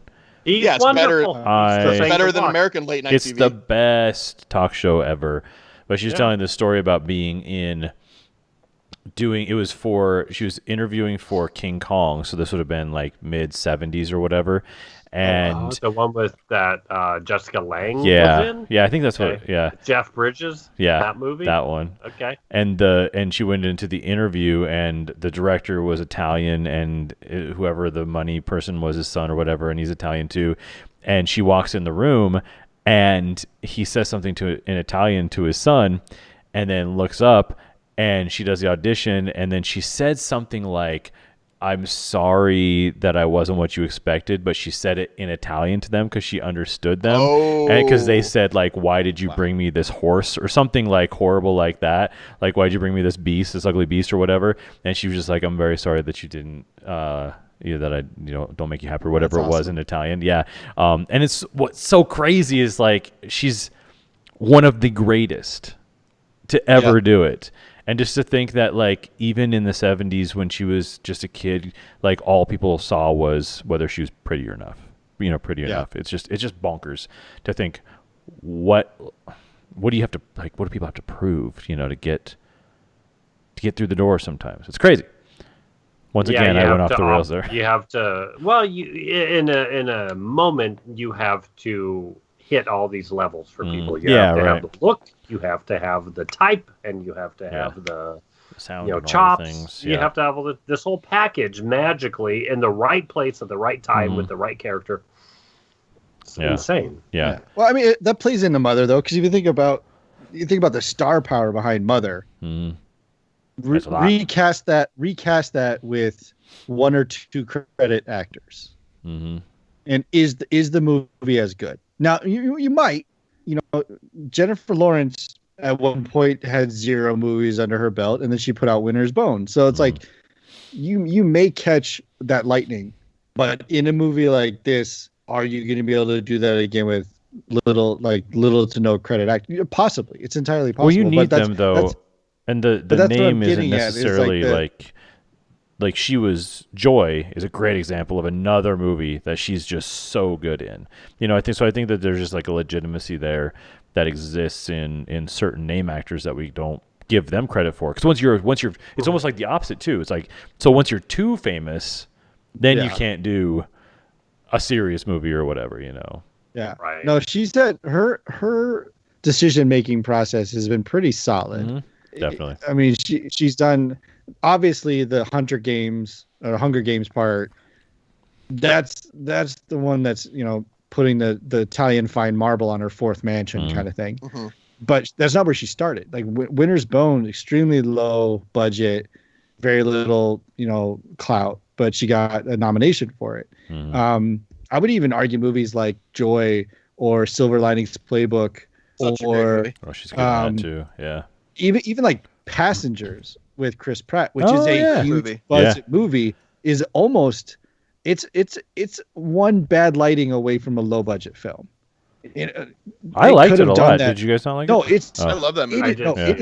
It is great. Yeah. But like I said, that movie easily could have been, they could have skimped on the budget to make that movie, because that movie didn't necessarily require such a huge budget. Well, that was an interesting one from a Chris Pratt angle. Sorry, guys. I'll be right back. No, you're fine. From the Chris Pratt angle, like that was like one cheesy line by Chris Pratt away from being a bad movie. You know what I mean? Like he played it so well for being already such a famous funny guy that you bought it. He's the one casting where in that movie that's right place, right time for him. Mm-hmm. He was lightning a bottle in his career at that point as well. That's a Chris Pine role, or that's a McConaughey role a couple years ago. That's even like potentially a Ben Stiller role. Mm-hmm. Maybe a few years ago. A little bit further back, but right. So like that's a right place, right time role for him, because if you recast that today, you'd be putting in baby Thor or something like that. Right. It'd be Tom Holland or exactly. Like you're gonna go for a younger, because you need somebody who's at the right age that can pull off kind of like the bumbling handyman, which that character was, and be completely believable. You also need somebody creeper that you don't hate. Right. Right. That's where I was going to go. That's like really you also need to be able to believe that he'd walk through a bunch of frozen people and be like, that's a companion right there. Yeah. Let me go look up how to sabotage her cryostasis tube. I think what works in that movie, though, too, I'm going to labor over it for a hot minute, and you'll see me laboring before I do it. Before I decide. Right. But again, that's her taking that role. Because then she also started getting into more, I guess we could call them adult. Like a lot more. She doesn't need to flaunt her sexuality. She doesn't need to. Talk about like Red Sparrow, like that kind of stuff. Yeah. Well, even Mother with like the see-through linen and the scene in the fight, and then Red Sparrow, and in Passengers, there's also some implied nudity. She is good enough that she doesn't do that. Yeah. So that's a credit to her being like, you know what? Yeah, I'm going to dip into this world a little bit, but not in the sense of like being Halle Berry saying, I don't want to do Swordfish, but I'll show my boobs and you'll pay me $2 million extra to do it. And then having it, it's one of I love that movie, but it's definitely not a like globally appreciated film. But I'm saying she doesn't, her decision making is good enough. She doesn't have to do that. So to do this film is definitely something where she was like, I want, like you said, he met her, they read it, but it's like she was like, I want to make this film, not I have to make this film. It was I want to make, and you could tell in her performance that she was like, I want to bring this role to life because I want to do it, not like Hunger Games where they're like, we're going to split the third movie into 2 parts and we need you for another 2 months. Like, shit. Yeah. And another $20 and you're going to do million. press tours forever about a thing. Exactly. Yeah. That's the thing where she's like, well, I'm contractually obligated. Also, I don't hate the money, but I'm in it now. I'm going to remodel my house or buy another house with the money. So whatever. Yeah, right. Exactly. So yeah. Oh, I think sorry. Bardem was actually an interesting choice too because he is pure gravity. Like he is gravitas. Ever since I saw him in No Country for Old Men, I was like, we're in trouble. When a guy who looks like that is this good, crap. Yeah, right. He didn't always look like that. He got jumped in like a bar or We can bag something. on female appearances as much as we can bag on male appearances because they do carry the same isk type weight in films. It's just a thing. It's but yeah, he's Men just get to grow into it, where women don't get to do that mostly. Yeah. As much. So yeah, with somebody who acts is as chameleon-esque as Javier Bardem, it's like, oh man, we're in trouble. Yeah. Like he's gonna So be good. good stuff. Mm-hmm. No Country. Great movie. Yeah. So what should we do next week? Well, do you want to do Nothing But Trouble? Nothing But Trouble? We could go. This is a pretty serious, so we could go like the kooky route. Yeah. This ended up being like the artsy week, Yeah. even though I thought it was going to be like more divisive. So yeah. Yeah, we can I talk. I have some lowbrow fun. Yeah. What do you have? My friend just sent me this meme. It says the last 2 digits of your phone number are what you need in 2020, and all the digits have like something written on them. So last 2 digits of my phone number are 3 and 0. So I need Prozac and a sugar daddy. Ooh, nice. Any takers on the sugar daddy? Let us know. Smokinghotnerds Yeah, at right. gmail.com. Yeah. What's Daddy's 9-4? What's that? What's 9-4? 9-4. It is music and Jesus. Which version of Jesus? The Javier Bardem or No, John Jim Caviezel? It's going to be Creed. Was that band? Yeah. They're stuck in Creed music. a middling. Can you take me higher? So, I saw. Is anyone's phone number end in 8 and 5? No. 5-0. Because that's I'm love up. and liquor. Good combination. I like that one. All right, yeah, so no, I think Nothing But next Trouble? week could be. Wanna do it? Well, let's in case that's hard to find. Yeah. We should do a backup. Let me take a peek real quick. I'll see if What we movie? can find it. Nothing But Trouble. Nothing but trouble. The 80s. Oh, there's a store called Nothing Bundt Cakes. That's cute. We can find. I'm sure that movie can be found. Google suggested. Let's see here. Pay $dollars for it. Probably. Yeah. Sure, it exists. Viewers of this movie also searched for Coneheads. Well, fair enough. That tracks. Yeah. I mean, my Garbage iTunes pail rental kid. history lately is probably fairly interesting. Yeah. So But we could do some more 80s type stuff. Like I said, in seeing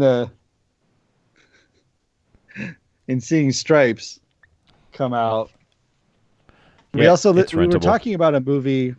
What was I listening to today? Today's run was Space Force.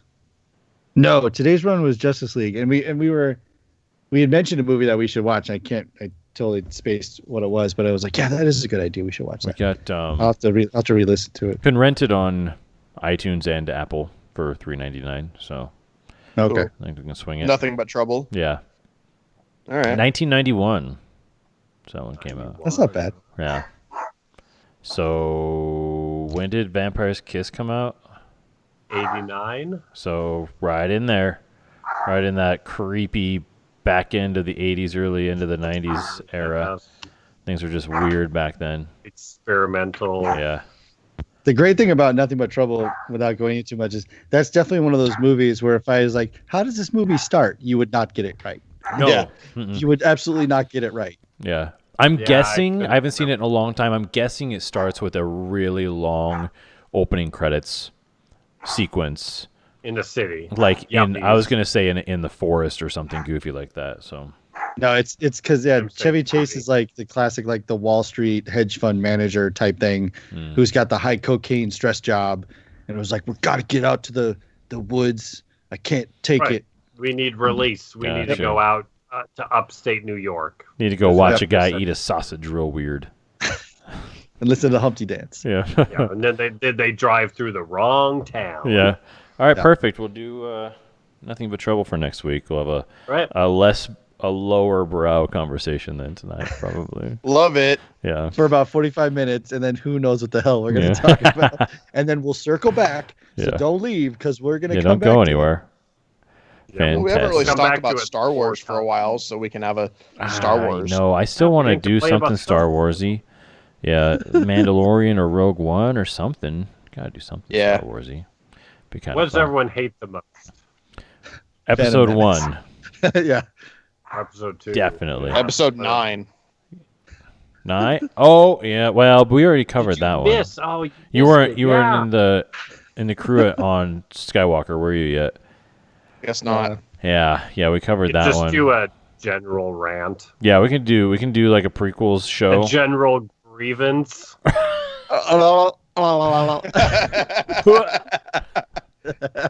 Well done. Yeah. I'm not mad at that. I'm I not caught mad a at little bit of it one day where I think the nephews were watching or something. It must have been like 4th of July or something like that. And the character names are just Prequels. bonkers. Yes, they're they're just real. Not okay. There's like, who's this guy? Oh, this is Poop Captain spaghetti. Applesauce. Coops. Poop spaghetti? Yeah, he's cool though. Uncle Matt, keep watching Poop Spaghetti. You'll like him. Exactly. Yeah. This is Craps Mambles. Poop Spaghetti. Fighting with Craps Mambles with their Schmeitz neighbors. Like, I don't know what's going on anymore. I don't understand these movies. Glebe Cleebus. Okay, whatever. What's Yeah. happening? Although I heard Manute Bowles' son's name is Bull, so I guess we can't get too crazy. Yeah. This is boy. real life. Yeah. Full squared. Yeah, it didn't seem very, like, maybe they were just too busy when he was born to come up with something. Like, oh, let's call him the same thing as his last name. Bull? Yeah. Bull. Perfect. Put What up. is it? Done. It's like Bjorn Bjorg. Yeah, right. Bjorn Bjorg's, the best bar in Jorgen LA. Jorgensen. Oh, All right, folks. Thanks for listening. We appreciate you stopping by, and we'll see you Thanks next for week. watching.